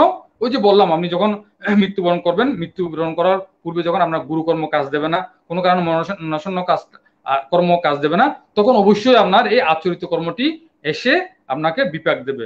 আর এটার কারণে আপনার নিম্নগতি না হয়ে অবশ্যই আপনার ঊর্ধ্বগতি হবে। অর্থাৎ আপনি কোনো কারণে এই জন্ম যদি আপনি বিমুক্তি লাভ করতেও না পারেন, আপনি তৃষ্ণার ক্ষয় সাধন করতে নাও পারেন, অন্তত আপনাকে চারি উপায়ে গমন করতে হবে না। তো এইটা যদি আপনি নিশ্চিত করতে চান, আমি মনে করি যে আমাদের এই আচরিত কর্মটা, অর্থাৎ প্রতিদিন কমপক্ষে আমরা 1 টাকা দান করব, প্রতিদিন আমরা শীল গ্রহণ করব এবং শীল প্রতিপালনের চেষ্টা করব, এবং প্রতিদিন কমপক্ষে সকালবেলা 5 মিনিট ধ্যান চর্চা, এবং সন্ধ্যায় না পারলে রাতেও আমরা এইভাবে চর্চা করব। তো এইভাবে আমরা যদি আমাদের আচরিত কর্মের ভিত্তিটাকে শক্ত করতে পারি, তাহলে দেখবেন যে আপনার করোনায় হোক বা যে কোনোভাবে মৃত্যু আসুক না কেন, আপনি নির্ভয়ে আপনার স্মৃতি নিয়ে আপনি মৃত্যুবরণ করতে পারবেন এবং আপনার ঊর্ধ্বগতি হবে। তাই আমি এই বার্তাটুকুই দেবো, আমাদের আচরিত কর্মটা আমরা অনেক অনেক বেশি উর্বর করব, অনেক বেশি আমরা প্রচেষ্টা চালিয়ে যাব। দাদা, আপনার আলোচনার পরিপ্রেক্ষিতে আমি আরেকটু ক্লিয়ার করতে চাই। অর্থাৎ আমাদের বর্তমান সময়ে আচরিত কর্মের অংশ হিসেবে 4টা জিনিস আপনি গুরুত্ব দিচ্ছেন: বন্দনা আদি করা সকাল বিকাল, দান করা, শীল প্রতিপালন করা অর্থাৎ পঞ্চশীল গ্রহণ করা তথা প্রতিপালন করা, এবং সর্বশেষ হচ্ছে অন্তত পক্ষে 5 মিনিটের জন্য হলো একজন মানুষ যেন ভাবনা অনুশীলন করে। এর দ্বারাই হয়তোবা এই জন্মেই বিমুক্ত না হোক, কিন্তু সেই আচরণ করার কারণে একজন মানুষের পথটুকু আস্তে আস্তে পরিষ্কার হবে। তো এখানে আমার মনে হয় দান করার বিষয়টা আরেকটু ক্লিয়ার করি। দান করার জন্য আমরা একটা ঘরের মধ্যে হয়তো বা একটা পাত্র রাখতে পারি, যে পাত্রের মধ্যে সেটি দান করার আমাদের একটি সুযোগ সৃষ্টি হবে। এই হচ্ছে আমার ধারণা আপনার আলোচনার পরিপ্রেক্ষিতে। ধন্যবাদ দাদা। এখানে আরেকটু আপনাকে আমি কৃতজ্ঞতা জানাই যে আমরা যেটাই করি না কেন, এই যে প্রযুক্তিকে ব্যবহার করে আপনি এই সময়ে সবাইকে নিয়ে যেভাবে বলা যায় লাইভ দেশনা, অডিও দেশনা, পালি শিক্ষা তথা এই যে একে অপরকে যে দান দেওয়া অর্থাৎ পুণ্যকর্মের কুশল কর্মের ভাগী করা, এই যে চর্চাগুলো হচ্ছে, এগুলো অনেকাংশে প্রযুক্তির উপর নির্ভরশীল, এবং প্রযুক্তির দ্বারাই কিন্তু এগুলো সম্ভবপর হচ্ছে। কারণ সামাজিক দূরত্ব বজায় রেখে অবশ্যই কেউ কারোর সাথে বর্তমান সময়ে দেখা করা সম্ভব নয়, কিন্তু এই প্রযুক্তি আমাদেরকে এই কুশল কর্মগুলো করার ক্ষেত্রে কিন্তু অনেক বেশি সহায়ক হচ্ছে। তাহলে আমাদের যে আজকের আলোচনা সেটি অনেকাংশেই যথার্থ এবং আমি মনে করি উপযুক্ত। এই পরবর্তীতে আমি আরেকটি প্রেক্ষাপটে যাব, তার আগে আমি আপনাদের সবাইকে অবহিত করি আমাদের অনেক দর্শক আমাদের সাথে সংযুক্ত হয়েছেন, মন্তব্য করছেন, আমরা দেখছি সেগুলো। আপনাদের বিষয়াদিগুলোতে আমরা আরেকটু পরে আসবো। আপনাদের কোনো জিজ্ঞাসা থাকলে এর মধ্যে আপনারা করে রাখতে পারেন। এই পর্যায়ে আমি আমাদের আলোচক দ্বয়ের কাছে একই প্রেক্ষাপট উপস্থাপন করব। সেটি হচ্ছে, আপনাদের দুজনকে অবহিত করি, দর্শকরাও শুনবেন। সেটি আমাদের এই করোনা টিভি বৌদ্ধ ধর্মীয় একমাত্র একটি চ্যানেল, যেটি বিগত 2018 সালের 29শে এপ্রিল শুভ বুদ্ধ পূর্ণিমার দিন যাত্রা শুরু করার মাধ্যমে আজ অবধি ধারাবাহিক প্রতি মাসে অনুষ্ঠান আয়োজন তথা বিবিধ বিষয়াদিগুলোকে আলোকপাত করে আমরা একটি বলা যায় আমাদের পথ চলাকে সুগম করে চলেছি। এক্ষেত্রে অবশ্যই আমাদের যারা সুবর্ণাধ্যায়ী, আমাদের যারা দর্শক শ্রোতা অনেক বেশি আমাদেরকে সহযোগিতা করেছেন ওনাদের মতামতের দ্বারাই, উপস্থিতির দ্বারাই, এবং বলা যায় যে অনেক সময় অনেক কিছু বিষয়াদি আছে ওনারা আমাদেরকে কমেন্টের মাধ্যমে, মেসেজের মাধ্যমে, এমনকি ফোন করেও আমাদেরকে জানান। এই যে পথ চলা, এটি কিন্তু এই তথ্য প্রযুক্তির একটি মাধ্যমের অংশ। এই করোনা টিভি, এই করোনা টিভির যে 2 বছর পূর্তি হয়ে গেল, 3 বছর আমরা পদার্পণ করলাম, কিন্তু আমরা কোনো আনুষ্ঠানিকতা করতে পারিনি বর্তমান পরিস্থিতি জনিত কারণে।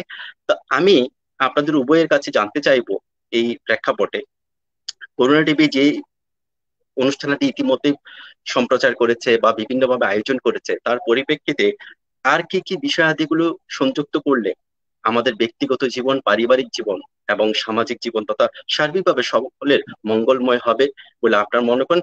ধর্মীয় দৃষ্টিকোণ থেকে শ্রদ্ধেয় ভান্তে বলবেন এবং সামাজিক দৃষ্টিকোণ থেকে আমাদের উজ্জ্বল বড় বাসুদা বলবেন। শ্রদ্ধেয় ভান্তে আগে। হ্যাঁ, আসলে ধন্যবাদ। এই করোনা টিভি যে 2028 সালে 29শে এপ্রিল যে শুভ সূচনা করে আজ 2 বছর অতিক্রম করলো, এই করোনা টিভি দিয়ে অনেক আমরা যারা বৌদ্ধ, বিশেষ করে বাঙালি বৌদ্ধ, আমরা অনেকে অনেকভাবে উপকৃত হতে পারছি। আমরা বাংলাদেশে এখন ধনাঢ্য অনেক বৌদ্ধ আছি, অনেক শিল্পপতি আছি, কিন্তু দুর্ভাগ্যের বিষয় হচ্ছে এই বাংলাদেশে আমরা এখনো সমগ্র বৌদ্ধ মিলে, পাহাড় এবং সমতল মিলে আদৌ একটি জাতীয় টিভি আমরা সৃষ্টি করতে পারিনি। আমরা বৌদ্ধরা কোনো নিজস্ব একটা টেলিভিশন নাই বা টিভি চ্যানেল নাই যে জাতীয়ভাবে, যে আমরা বৌদ্ধরা সামগ্রিকভাবে যেখান থেকে আমরা প্রচার করতে পারি বা আমরা যেখান থেকে কিছু শুনতে পারি। তো তার মধ্যে মাঝে মধ্যে যখন করোনা টিভির মতো কিছু ছোট ছোট যে অনলাইন ভিত্তিক টিভি বা অনলাইন ভিত্তিক সংবাদ আমরা বৌদ্ধ ধর্ম পরিবেশন করা হয়, এগুলো আমাদের একটি আশার আলো। একটা কথা আছে, something is better then nothing. একদম না না হওয়ার চেয়ে কিছুটা হওয়া ভালো। জাতীয়ভাবে আমাদের বৌদ্ধদের কোনো টেলিভিশন চ্যানেল না থাকলেও পর এরকম ছোট ছোট করোনা টিভি আমাদের যে বৌদ্ধ সম্প্রদায়ে মধ্যে, বৌদ্ধ জাতিতে অনেক অনেক ভূমিকা রাখছেন। তার জন্য 2 বছর অতিক্রম হয়ে গেলেও পর আপনার সামগ্রিক কোনো এটার উদযাপন বা কোনো অনুষ্ঠান না করলেও আমরা যেভাবে উপকৃত হচ্ছি, তার জন্য আমরা করোনা টিভিকে আমরা ধন্যবাদ এবং কৃতজ্ঞতা জানাচ্ছি। এবং যারা এটা সূচনা করেছিল তাদের আরো অনেক অনেক আমরা কিছু আশা করছি, যারা আমাদের সমাজকে, আমাদের প্রজন্মকে আরো কিছু উপহার দিতে পারবে। তো যে এই যেভাবে ধর্মালোচনা হচ্ছে, আমাদের যে মূল বিষয়টা ছিল, যেটা আমাদের তথ্য প্রযুক্তির ছোঁয়ায় ধর্মালোচনা, এটা নিঃসন্দেহে আমরা অনেকে উপকৃত হচ্ছি, হবেও। যে আমি প্রথমে একটা উদাহরণ দিয়েছি আমার বাস্তব অভিজ্ঞতার মধ্যে দিয়ে, যে লকডাউনের মধ্যে বাড়িতে বসেই এই রামকুটির সংবাদ করেছেন এই তথ্য প্রযুক্তির ছোঁয়ায়। আগামী 3 তারিখও আছে কানাডা, তিনি সুদূর কানাডা থাকেন, হ্যাঁ, তার পরিবার বাংলাদেশে, যে বাবার প্রয়াত বাবার উদ্দেশ্যে সংবাদ করবেন রামকুটে। কিভাবে করবেন? তিনি এই তথ্য প্রযুক্তির ছোঁয়ায় লাইভে বসে পঞ্চশীলাদি অষ্টশীলা এই সংবাদানাদি তিনি সম্পন্ন করবেন। তাহলে নিঃসন্দেহে এটাই প্রমাণ হয় যে তথ্য প্রযুক্তির ছোঁয়ায় ধর্মালোচনা যে হচ্ছে, এটা আমাদের জন্য অনেক অনেক উপকার হচ্ছে, অনেক অনেক উপকার বয়ে আছে। সুতরাং এই করোনা টিভির পথ চলা আরো বেশি সুগম হোক, সুন্দর হোক, মজবুত হোক, প্রজন্মের পর প্রজন্ম যেন এই করোনা টিভির মাধ্যমে অনেক কিছু ধর্মীয় পরিবেশনাদি, ধর্মীয় উপদেশ দেশনা এগুলো লাভ করে যেন উপকৃত হতে পারে। তার জন্য করোনা টিভির প্রতি আমাদের অনেক অনেক শুভকামনা এবং তাদের অনেক শতায়ু আমরা কামনা করছি, সফলতা কামনা করছি। ভান্তে বন্দনা এবং প্রত্যেক কৃতজ্ঞতা যে আপনি আমাদেরকে শুভকামনা জানিয়েছেন। আপনাদের সহযোগিতা পেলে, আশীর্বাদ পেলে অবশ্যই আমরা এগিয়ে যাব। দাদা, এখন আপনার কাছে জানতে চাইবো সামাজিক প্রেক্ষাপটে করোনা টিভির আর কি করণীয় আছে, যা করলে পরে আমরা আরো বেশি সফল হব? কারণ ইতিমধ্যে আমরা কিন্তু চেষ্টা করেছি অনেকাংশেই, সর্বাত্মক চেষ্টা করেছি, হয়তোবা পুরোপুরি সফল নাও হলেও কিন্তু আমরা চেষ্টা করেছি। তো আপনার দৃষ্টিতে আর কি কি করণীয় আছে বলে মনে করেন? এই বিষয়টুকুতে আমি আমাদের পূজনীয় ভান্তের সাথে একমত। আমাদের সমতলে বলুন বা পাহাড়ে বলুন, আমাদের অনেক বৌদ্ধ ধর্ম চর্চাকারী থাকলেও, বৌদ্ধ ধর্মাবলম্বী থাকলেও সেরকম কোনো পৃষ্ঠপোষক বা সেরকম কোনো পৃষ্ঠপোষকতা আসেনি যে আমাদের একটা জাতীয় টিভি হবে। কিন্তু সেটা না হলেও এই যে অনলাইন ভিত্তিক টিভি চ্যানেলগুলো, আমি মনে করি অনেকাংশে অভাবটুকু পূরণ করছে। তো সেদিক থেকে করোনা টিভি নিঃসন্দেহে প্রশংসার দাবিদার। আমি করোনা টিভি সংশ্লিষ্ট সবাইকে আমি আমার অন্তঃস্থল থেকে অভিনন্দন জানাচ্ছি। সাথে সাথে বলতে চাই, করোনা টিভির মাধ্যমে অনেক কিছুই এ পর্যন্ত আমরা পেয়েছি। যেমন দেখা যায় আমরা বিভিন্ন লাইভ প্রোগ্রামগুলো আমরা করোনা টিভির মাধ্যমে দেখতে পেয়েছি। নিজে যেতে না পারলেও দূর থেকে সেই প্রোগ্রামগুলো দেখার আমাদের সুযোগ হয়েছে। এরপরে দেখা গেল যে ধর্মীয় বিভিন্ন বিষয়াদি নিয়ে ধর্ম আলোচনা হয়, আলোচকদেরকে নিয়ে আসা হয়, টক শো হয়। এরপর দেখতে পাই যে আমরা সমসাময়িক বিষয় নিয়েও করুণা টিভি বিভিন্ন আয়োজন করেছে। এবং আরো একটি বিষয় দেখেছি, আমাদের ছোটদেরকে নিয়ে আমাদের শ্রদ্ধেয় লোকজিৎ ভান্তের বাংলা সংবাদ বিক্ষোভ মহাসভার সুযোগ্য মহাসচিব শ্রদ্ধেয় লোকজিৎ ভান্তে যে প্রশ্ন উত্তরের মাধ্যমে ছোটদের নিয়ে একটা আয়োজন করেছিল, অনেকটা প্রশ্ন করে, এক ভান্তে প্রশ্ন করে তারা উত্তর দেয় এইভাবে। তো এই বিষয়গুলো নিঃসন্দেহে প্রশংসার দাবিদার। এরপরও আরো কি চাই, অর্থাৎ আমরা আরো কি পেতে পারি, এই প্রশ্নটা যখন চলে আসে আমি বলবো আমাদের বড় ধর্মসভা বলেন বা অন্য যে কোনো জায়গায় বলি না কেন, বৃদ্ধ বয়স বা যুবক যুবতীদের জন্য অনেক কিছু আছে, কিন্তু শিশুদের জন্য, ছোট বাচ্চাদের জন্য তেমন কিছুই করা হয় না। ছোট বাচ্চারা জানবেন, ছোট বাচ্চারা শিখবেন, তেমন কিছুই কিন্তু করা হয় না। সেটা অনলাইন টিভিতে বলুন বা সেটা সরাসরি ধর্মসভাতে বলুন, যে ধর্ম আলোচনাগুলো হয় সবগুলো কিন্তু একটা নির্দিষ্ট বয়সী মানুষদের জন্য করা হয়। তো আমি আজকে করুণা টিভিকে আহ্বান করব যেন ছোটদের জন্য, অর্থাৎ বড়দের জন্য তো টক শো বলেন বা আলোচনা বলেন সবকিছু হচ্ছেই, ছোটদের জন্য প্রতি মাসে কিছু না কিছু আপনারা করার চেষ্টা করুন। যদিও বলাটা দুঃখজনক, তারপরে বলছি, সেটা হচ্ছে যখন কোনো পরিবার থেকে ধর্মান্তরিত হয়ে যায়, আমরা সেই পরিবারকে নিয়ে উঠে পড়ে লাগি, সেই পরিবারকে নিয়ে ফেসবুকে বিভিন্নভাবে লিখি, কিভাবে হেয় করা যায়, তাকে নিয়ে তার ছবি দিয়ে কত কিছু লিখি, কিন্তু আমরা কিন্তু তার গভীরের বিষয়গুলো, তার কারণগুলো বুঝতে যাই। তার কারণ যদি আমরা খুঁজতে যাই, তখন আমরা অবশ্যই পাবো যে বাল্যকালে তাদের মধ্যে সে ধর্মচর্চার বিষয়টুকু ঠিক মতো গড়ে ওঠে না। যে বুদ্ধ প্রেমের প্রেমী, যে বাচ্চা ছোটকাল থেকে বুদ্ধ প্রেমী হয়েছে, তাকে অন্য কোনো প্রেম তাকে আমাদের বৌদ্ধ ধর্ম থেকে দূরে সরিয়ে নিয়ে যেতে পারবে না। তাই বুদ্ধপ্রেমী হয়ে যাওয়ার জন্য, ছোট বাচ্চারা যেন বুদ্ধপ্রেমী হয়, সেজন্য তাদের জন্য ছোট ছোট নাটিকা বলেন, তাদের জন্য বিভিন্ন কুইজ প্রতিযোগিতা বলেন, বা তাদেরকে এক জায়গায় এনে বিভিন্ন আলোচনা বলেন, এইভাবে ছোটদের জন্য যদি বিভিন্ন আয়োজন করা যায়, আমি মনে করবো যে এটা নিঃসন্দেহে আমাদের সমাজে অনেক বেশি প্রভাব ফেলবে।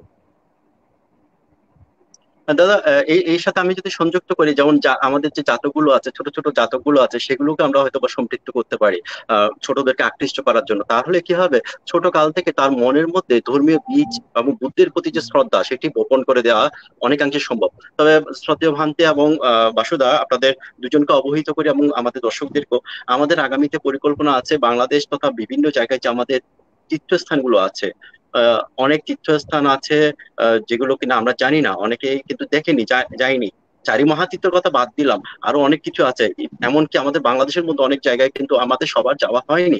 সেই জায়গাগুলোতে যদি সম্ভবপর হয়, আমরা এক একটা করে ডকুমেন্টারি করে সেটি এখানে উপস্থাপন করব। এবং অনেক নীরব সাধক আছেন যারা নীরবে কিন্তু বিভিন্ন প্রত্যন্ত এলাকায় গিয়ে তারা ধ্যান সমাধি তথা বিভিন্ন আত্মবিমুক্তি সাধনা করেছে। আমরা সেখানেও এই বিষয়াদিগুলোকে উপস্থাপন করার মাধ্যমে আমাদের বৌদ্ধ সমাজকে কিছু দেওয়ার একটি চিন্তাধারা চেষ্টা করে যাচ্ছি।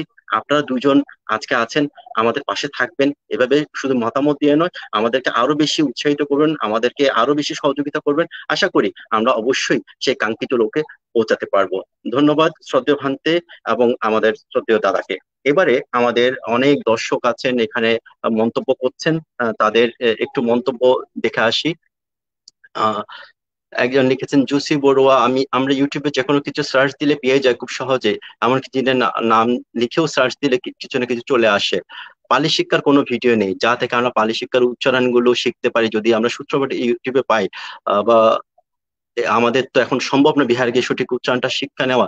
যদি অভিজ্ঞ সঙ্গ দ্বারা উচ্চারণ গুলো ভিডিও আকারে বানিয়ে ইউটিউবে আপলোড করা হয়, তাহলে আমি ব্যক্তিগতভাবে উপকৃত হব বলে, যারা আমরা শিখতে চাই পালি উচ্চারণ তথা আজকের মধ্যে এই বিষয়ে একটু জানতে চেয়েছেন।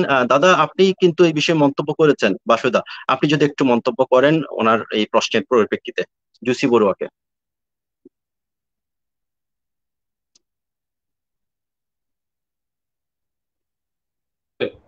উচ্চারণগত অনেকগুলো বিষয়ে সমস্যা দেখা দেয় বলে আমি মনে করি। তো আমি এটা বলবো, আমাদের ত্রিপুরা বিশ্বাস সোসাইটি থেকে আমরা প্রাথমিকভাবে নিজেদের জন্য আমরা উচ্চারণ কিভাবে করে সেগুলোর ভিডিও আমরা করেছি, পালি শিক্ষার জন্য ভিডিও আমরা নিজেরা করেছি। তবে আমরা প্রথমে প্রাথমিকভাবে আমাদের নিজেদের মধ্যে সেটা প্রয়োগ করছি।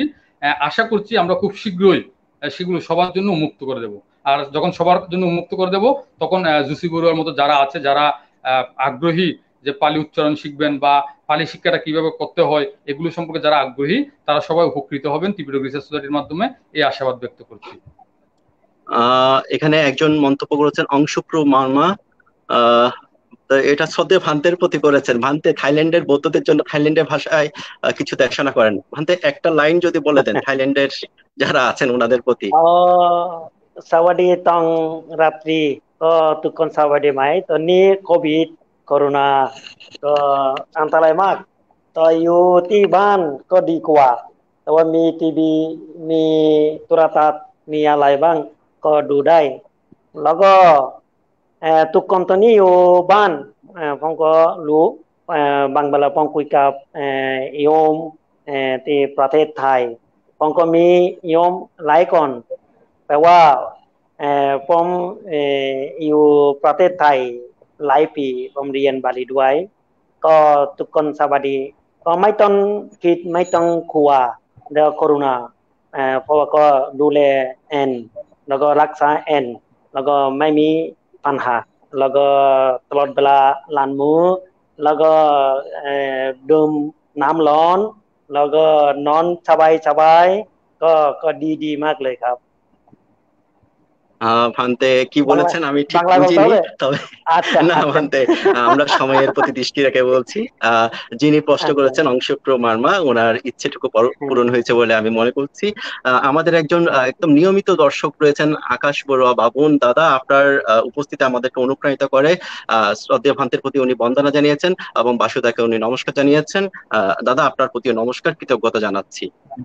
একটা প্রশ্ন আছে বাসুদা আপনার প্রতি, আমি সেটি উপস্থাপন করতে চাইছি। সেটি হচ্ছে আপনি একটু আগে বলেছেন যে সৎধর্মের বিষয়াদিগুলো, তো বাচ্চাদেরকে নিয়ে বিশেষ করে এখনো সেই বিষয় নিয়ে একটি প্রশ্ন করেছেন সুজন বড়ুয়া। বৌদ্ধ সমাজে এখনো অনেক ছেলে মেয়ে আছে যারা ধর্ম সম্বন্ধে অনেকটা পিছিয়ে, কারণটা কি বলবেন দাদা? যদি একটু বলেন সংক্ষিপ্ত ভাবে।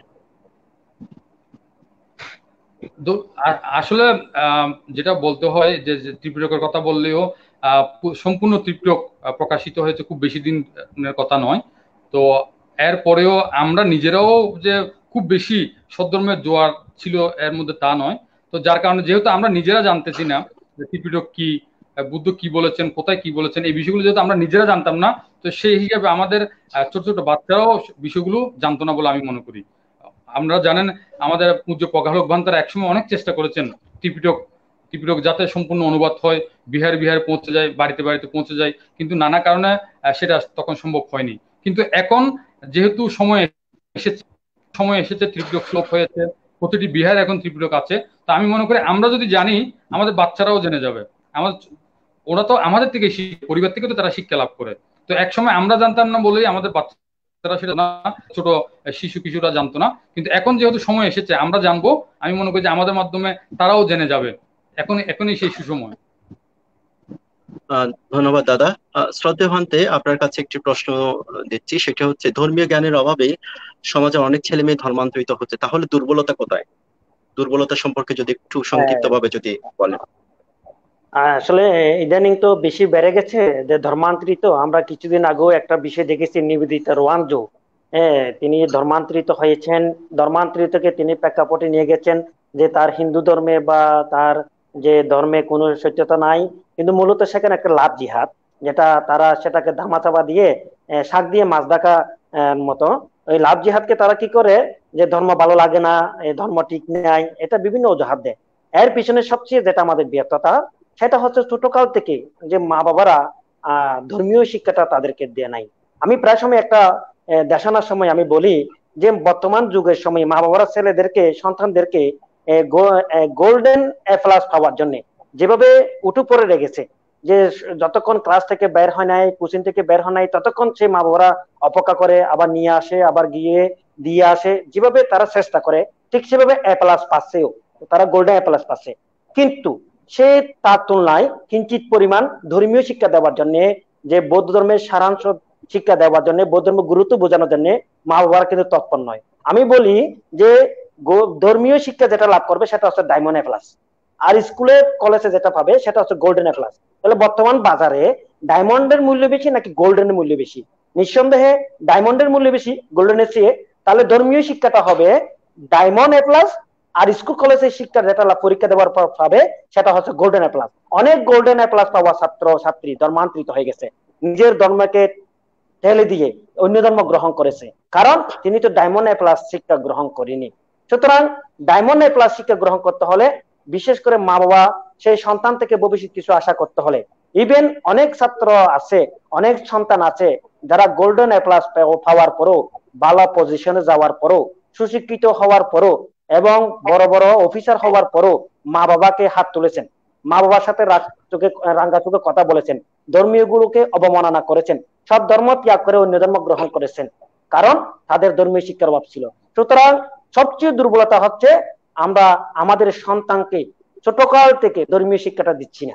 এটা যদি আমরা ব্যবস্থা করতে পারি, এটা যদি আমরা সুযোগ করতে পারি, ধর্মীয় শিক্ষাটা দেখবেন আর ধর্মান্তরিত হবে না এবং ধর্মান্তরের সংখ্যা কমে গেছে। ধীরে ধীরে যেটা নেহায় চিন্তিত হবে সেটা অন্য বিষয় হবে। সুতরাং ধর্মীয় শিক্ষায় মূল ভিত্তি ধর্মান্তরিত রোধে, এবং মা বাবার সচেতনতা হচ্ছে দ্বিতীয় ভিত্তি ধর্মান্তরিত রোধে। এর পরবর্তী প্রশ্ন আমাদের উজ্জ্বল বড়ুয়া বাসুপতি জুয়েল বড়ুয়া করেছেন। অতিরিক্ত প্রযুক্তি নির্ভরতা কি আমাদের আসক্তির পর্যায়ে চলে যাচ্ছে? কি বিজ্ঞান মানুষকে দিয়েছে অনেক, কিন্তু নিয়ে গেছেও অনেক বেশি। এই বিষয় সম্পর্কে একটু যদি আলোকপাত করেন বাসুদা। আসলে অতিরিক্ত শব্দটা যখন চলে আসে তখন তো বলতে হয় এক্সেসিভ ইজ ভেরি ব্যাড। যে কোনো অতিরিক্ত বিষয় সবসময় খারাপ, অতিরিক্ত যে কোনো বিষয় সবসময় খারাপ। তো এখন যে প্রযুক্তি, আমরা যে অনলাইনের মাধ্যমে একটা মানুষ পজিটিভ দিক যেমন পায় আবার নেগেটিভ দিকও পায়, তো সে কোনটা গ্রহণ করতে চায়, সে কোনটা গ্রহণ করবে সেটা কিন্তু তাকে আগে বাছাই করতে হবে। আবার আমি গ্রহণ করার পরও ভালো কিছু গ্রহণ করলাম, সেটা ঠিক আছে, গ্রহণ করার পরও সেটাও যেন অতিরিক্ত না হয়। আমাদের তথাগত বুদ্ধ তো মধ্যম পন্থার কথা বলেছেন, তাই না? তো যেহেতু তথাগত বুদ্ধ মধ্যম পন্থার কথা বলেছেন, সেটা শুধু মধ্যম পন্থা এক জায়গায় না, আমাদের সব মনে মধ্যম পন্থার ব্যাপারটা আছে। আপনি যে কোনো জায়গায় আপনার কাউকে ভালোবেসেছেন, ভালোবাসাটা যদি অতিরিক্ত হয়ে যায় সেটা আপনার জন্য ক্ষতির কারণ। তো তদ্রুপ ভাবে এখানে প্রযুক্তির ব্যবহার, আপনি যে আপনার মোবাইলের দ্বারা আপনি অনেক উপকৃত হচ্ছেন। আজকে অনেক দুর্গম জায়গা আছে, অনেকে মোবাইলের মাধ্যমে বিকাশে দান পাচ্ছে, এটা প্রযুক্তির ভালো দিকটা। কিন্তু সেই মোবাইলটা যখন আপনি হাতে নিয়ে বসে থাকবেন, ঘন্টার পর ঘন্টা হাতে বসে নিয়ে থাকবেন, তখন এটা আপনার চোখের ক্ষতি করবে, সেটা আপনার মাথার ক্ষতি করবে, মাথা কামড়ানো শুরু হবে, চোখের দৃষ্টি শক্তির উপর আঘাত ফেলবে, সর্বোপরি আপনার মানসিক অবস্থার উপর একটা প্রভাব ফেলবে। তাই আমি বলবো অতিরিক্ত কিছু না, অতিরিক্ত বর্জন করুন, মধ্যম পন্থায় চলুন, মধ্যম বিষয়ে চলুন। মধ্যম পন্থা চললে তাহলে সেই ক্ষতিকর প্রভাবটুকু আসবে না। ধন্যবাদ দাদা, সুন্দর করে ব্যাখ্যা করেছেন। শ্রদ্ধেয় ভান্তে একটা আইডি থেকে করেছে, ভাষাটা আমি বুঝছি না আপনার প্রতি, উনি অনেক কৃতজ্ঞতা জ্ঞাপন করেছেন, বন্দনা জানিয়েছেন। আপনি শুধুমাত্র বড়ুয়াদেরকে নিয়ে চিন্তিত নন, আপনি সমগ্র বৌদ্ধ জাতিকে নিয়ে চিন্তা করেন, চাকমা, মারমা, তঞ্চঙ্গা, মোড়ো থেকে সবাইকে নিয়ে চিন্তা করেন। সেই যে চিন্তাধারার প্রতি উনি কৃতজ্ঞতা জ্ঞাপন করেছেন, আপনার প্রতি বন্দনা জ্ঞাপন করেছেন। আপনি বন্দনা গ্রহণ করুন। ওকে, এরপরে আমি আরো করব।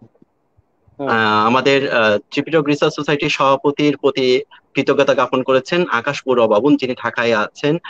উনি আমাদের একেবারে বলা যায় আপনজনের মতো, সবসময় আমাদের অনুষ্ঠানগুলো দেখেন। ত্রিপিটক রিসার্চ সোসাইটি যে ৩০ শতাধিক বিহার তথা শিক্ষা প্রতিষ্ঠানে যে ত্রিপিটক বিনামূল্যে বিতরণ করেছে, সেই কর্মের প্রতি উনি কৃতজ্ঞতা জ্ঞাপন করেছেন। উজ্জ্বল বড়ুয়া বাসু, আপনার প্রতি সেটা আমি অবহিত করছি। হ্যাঁ, দাদার প্রতি কৃতজ্ঞতা জানাচ্ছি আমাদের সাথে আজকে থাকার জন্য। মমিতা বলেছে যে 16 প্রকার কর্ম নিয়ে ওর বাবা জানতে চেয়েছিল কিছুদিন আগে, সেই 16 প্রকার কর্ম নিয়ে আপনি আজকে এখানে বর্ণনা করলেন, তার জন্য আপনার প্রতি কৃতজ্ঞতা জ্ঞাপন করলেন। মমিতার প্রতি কৃতজ্ঞতা জানাচ্ছি এবং ওনার বাবার প্রতি আমার শ্রদ্ধা নিবেদন করছি। আচ্ছা, আরেকটি প্রশ্ন হচ্ছে, ত্রিপিটক রিসার্চ হচ্ছে এরকম একটি মহতী উদ্যোগ বিভিন্ন গ্রামে ছড়িয়ে দিলে কতটুকু উপকৃত হবে বৌদ্ধ পল্লী? তাহলে এটা সভাপতি হিসেবে আপনি উত্তর দিন। প্রশ্নটি ক্লিয়ার হয়নি, একটু আবার। ত্রিপিটক রিসার্চ সোসাইটি এরকম একটি মহতী উদ্যোগ বিভিন্ন গ্রামে ছড়িয়ে দিলে কতটুকু উপকৃত হবে বৌদ্ধ পল্লী?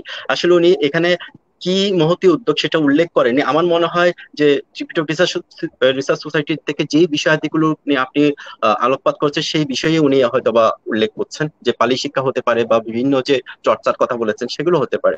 আপনি যদি সংক্ষিপ্তভাবে বলে দেন। হ্যাঁ, আমি বলবো যে এটাই ত্রিপুরা রিসার্চ সোসাইটির যে কথাটা বলা হচ্ছে, মহৎ কিন্তু বিভিন্ন গ্রামে ছড়িয়ে দিলে কতটুকু উপকৃত হবে। হ্যাঁ, আপনারা জানেন আমরা ৩০ শতাধিক বৌদ্ধ বিহার, শুধু বৌদ্ধ বিহার নয়, সেখানে বিভিন্ন বিশ্ববিদ্যালয়ে আমরা ত্রিপুরক দান করেছি। শুধু সেটা বাংলাদেশ নয়, ভারত, মায়ানমারের যেখানে আমাদের বৌদ্ধ ছাত্ররা ত্রিপিটক চর্চা করছেন, সেখানে আমরা ত্রিপিটক দান করেছি। শ্রীলঙ্কা, অস্ট্রেলিয়া, থাইল্যান্ড থেকে শুরু করে বিভিন্ন বিশ্ববিদ্যালয়ে যেখানে বৌদ্ধ ছাত্ররা আছে, সেখানে আমরা ত্রিপিটক দান করেছি। এবং প্রতিটি গ্রামে আমরা দেখবেন বেশিরভাগ গ্রামে আমাদের ত্রিপিটক সেট পাবেন। তো এই ক্ষেত্রে আমি এটা বলবো যে আহ, আমরা তো দিয়েছি, এখন সে সেই উদ্যোগটাকে সফল করার দায়িত্বভারটুকু আপনাদের। আমরা অনেক বিহারে এখনো দেখতে পাই, দুঃখজনক হলে সত্য, ত্রিপিটক গুলোকে একটা আলমিরার মধ্যে সীমাবদ্ধ রেখে দেওয়া হয়। তো আমরা আমরা হয়তো একটা সুযোগ করে দিয়েছি, সেই সুযোগটাকে সম্প্রসারিত করার দায়িত্ব আমি মনে করি যে প্রতিটি গ্রামের বিহারাধ্যক্ষ ভান্তিদের উপর বর্তায় এবং পিতামাতাদের উপর বর্তায়, যারা দেখাতে পারবেন যে এগুলোই আমাদের ত্রিপিটক, এগুলো পরেই আমাদেরকে তথাগত বুদ্ধ সম্পর্কে জানতে হবে। তো আমি মনে করি এইভাবে যদি আমরা হাতটা বাড়াই, আমরা একটা হাত বাড়িয়েছি, আমরাও যদি হাত বাড়ান, তাহলেই আমাদের উদ্যোগগুলো সফলতা পাবে বলে মনে করি। ভান্তে, আপনি বলেছেন ধর্মীয় শিক্ষা হচ্ছে ডায়মন্ড এ প্লাস। এই বিষয়টি একজন শ্রোতাকে খুব বেশি মুগ্ধ করেছে, খুশি হয়েছেন আপনার এই মন্তব্যটুকু শুনে। ধন্যবাদ ওনাকে, আশীর্বাদ। তার সাথে সাথে যে জুসি উম, বড়ুয়া যিনি প্রশ্ন করেছিলেন পালি নিয়ে, শ্রদ্ধেয় বাসুদা উত্তর দিয়েছেন পালি শিক্ষার বিষয় নিয়ে, যে আপনারা যে উদ্যোগ নিয়েছেন সেইটা শুনে উনি খুশি হয়েছেন এবং অপেক্ষায় থাকলেন আগামীতে সেটি সবার জন্য উন্মুক্ত হয়ে যাবে এই প্রত্যাশায়।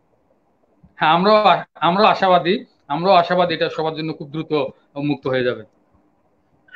আমাদের একজন খুব আপনজন বাবু তমালকান্তি বড়ুয়া যুক্ত হয়েছেন, কৃতজ্ঞতা জ্ঞাপন করতে শ্রদ্ধেয় ভান থেকে বন্দনা জানিয়েছেন। ওনার প্রতি অনেক আমরাও অনেক সত্যিকার অনেক অর্থে, আশীর্বাদ। হ্যাঁ, আমরাও ওনার প্রতি হ্যাঁ, কৃতজ্ঞ। উনি আমাদের সাথে জড়িত হচ্ছেন। আসলে অনেকেই এখানে মন্তব্য করছেন, কিন্তু সময়ের একটি বাধ্যবাধকতা আছে, আমি সবাইকে হ্যাঁ, হ্যাঁ, উল্লেখ করছি না সময়ের প্রতি দৃষ্টি রেখে। তো আমি আপাতত আমাদের এই প্রশ্নোত্তর পর্ব এখানে শেষ করছি।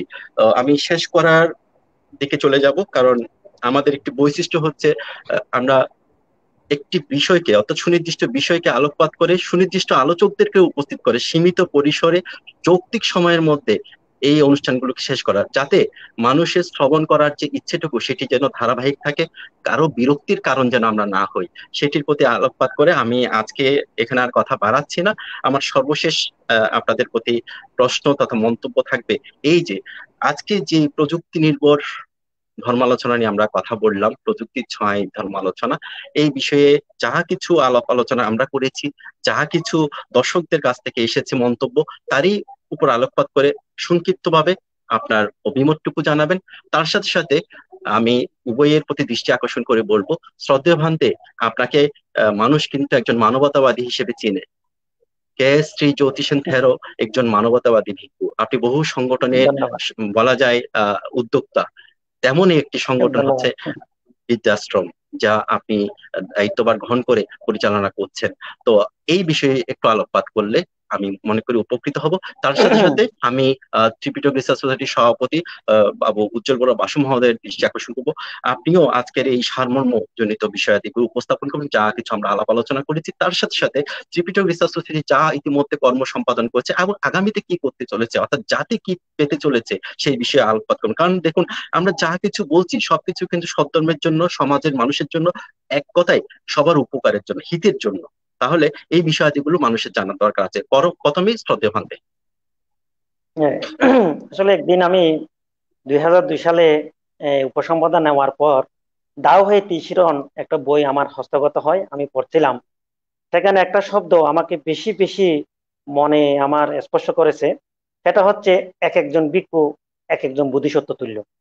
তাহলে বোধিসত্ত্ব তুল্য যদি এক একজন ভিক্ষু হয়ে থাকে, যে বৌদ্ধ ভিক্ষু, আমি মাঝে মধ্যে চিন্তা করি যে বৌদ্ধ ভিক্ষুরা চাইলে মানবতার কাজ করে, মানুষের সেবা করে, পৃথিবীর সবচেয়ে বড় পুরস্কার নোবেল পুরস্কার পাওয়া কোনো এত এত বেশি সমস্যা নয়। কারণ বৌদ্ধ ভিক্ষুদের পিছুটান নাই, পরিবার নাই, সংসার নাই। তাহলে বৌদ্ধ ভিক্ষুরা বোধিসত্ত্ব। তাহলে একজন বোধিসত্ত্বর কি গুণ, এগুলো আগে বুঝতে হবে। আমি বোধিসত্ত্বকে নিয়ে অনেক গবেষণা করেছি। মূলত বোধিসত্ত্বগণের গুণ হচ্ছে নিজের ধর্মীয়, নিজের চরিত্র ঠিক রেখে পরের উপকার করা, সমস্ত প্রাণীর মঙ্গল কামনা করা, বোধিসত্ত্বগণের নৈতিক গুণ। তাহলে এক একজন ভিক্ষু যদি এক একজন বোধিসত্ত্ব হয়ে থাকে, তাহলে সেই ভিক্ষুরা বোধিসত্ত্ব তুল্য কিভাবে জীবনযাপন করতে পারে? এখানে বুদ্ধ ভিক্ষু সংঘকে দুই ভাগে ভাগ করেছেন, একটা হচ্ছে লৌকিক সংঘ, একটা হচ্ছে লোকোত্তর সংঘ। আপনি এক লাফ দিয়ে যেমন একটি গাছের নিচ থেকে উপরে ওঠা যাওয়া সম্ভব নয়, ঠিক আপনি হঠাৎ করে আপনি লৌকিক বাদ দিয়ে লোকোত্তরে যেতে পারবেন না। আপনাকে উচ্চ বিদ্যালয়ে যাওয়ার আগে নিশ্চয়ই প্রাথমিক বিদ্যালয়ে শিক্ষা শেষ করতে হবে। যদি সরিয় সরায়া ক খ বা স্বরবর্ণ ব্যঞ্জন বর্ণ যদি আপনার জানা না থাকে, আপনি কখনো রিডিং পড়তে পারবেন না। আপনাকে রিডিং পড়ার আগে নিশ্চয়ই স্বরবর্ণ ব্যঞ্জন বর্ণ সম্বন্ধে জ্ঞান থাকতে হবে। অনুরূপ ভাবে আপনাকে লোকোত্তরে যাওয়ার আগে লৌকিক ধর্মগুলো চর্চা করতে হবে। সেই লৌকিক চর্চা করলো কি? নিজের চরিত্র বা নিজের শীল ঠিক রেখে মানুষের কাজ করা, মানবতার কাজ করা, মানুষের পাশে দাঁড়া। সেভাবে আমার একটা দীর্ঘদিনের স্বপ্ন ছিল আমি একটা বৃদ্ধাশ্রম করব। যে আমার গত জন্মদিনে 20 এপ্রিল যে আমি সেই দিন সেই বৃদ্ধাশ্রমের জন্ম দিয়েছি, নামকরণ করেছি মা বাবা বৃদ্ধাশ্রম। এখন এই মা বাবা বৃদ্ধাশ্রম আমি প্রথমে এই যে 5 জনকে নিয়ে শুরু করেছিলাম, এখন 6 জন হয়েছে। যে ঢাকা থেকে চট্টগ্রাম থেকে অনেকে আমাকে ফোন করে বললেন যে লকডাউন খুলে গেলে তারা হিন্দু বৌদ্ধ অনেক বয়স্ক, যে যাদের অনেকের হয়তো নিঃসন্তান নিষ্পুত্র, অনেকের সন্তান থেকেও মানে তারা অসহায়, তারা এখানে চলে আসবে। তার মধ্যে একটা খুব মজার ঘটনা হয়ে গেছে। গত সপ্তাহখানেক আগে উকিয়া থেকে একজন যুবক ছেলে আমাকে ফোন করে বললেন, বান্তে আপনি কি একটা বৃদ্ধাশ্রম করলেন, এখন তো বড় সমস্যা হয়ে গেছে। বললাম কি উপাসক, কি সমস্যা হলো? আমি বৃদ্ধাশ্রম করলাম, আপনার কি সমস্যা হলো? যে বান্তে এখন মা কথায় কথায় আমাদেরকে হুমকি দে, যদি আমাকে জ্বালাস, যদি আমাকে যদি অভাবে রাখিস বা কষ্ট দিস, আমি ওই রামকোটে জ্যোতিষ সম্বন্ধে বৃদ্ধাশ্রমে চলে যাবো। এখন তো মস্ত বড় সমস্যা হয়ে গেছে বান্তে, এখন কথায় কথায় আমাদেরকে হুমকি দেয় মা যে কোনো সমস্যা হলেই বৃদ্ধাশ্রমে চলে যাবে। এখন একদিকে মান সম্মানের প্রশ্ন যদি সত্যি চলে যায়, তাহলে আরেকদিকে মানে আমরা সমাজের কাছে অবহেলার পাত্র হয়ে যাব। বান্তে আপনি যে এই কাজটা করার পর অনেকে আমাদের সচেতন হতে বাধ্য হচ্ছে, যে বইও অন্তত করতে হচ্ছে মা বাবার সেবা।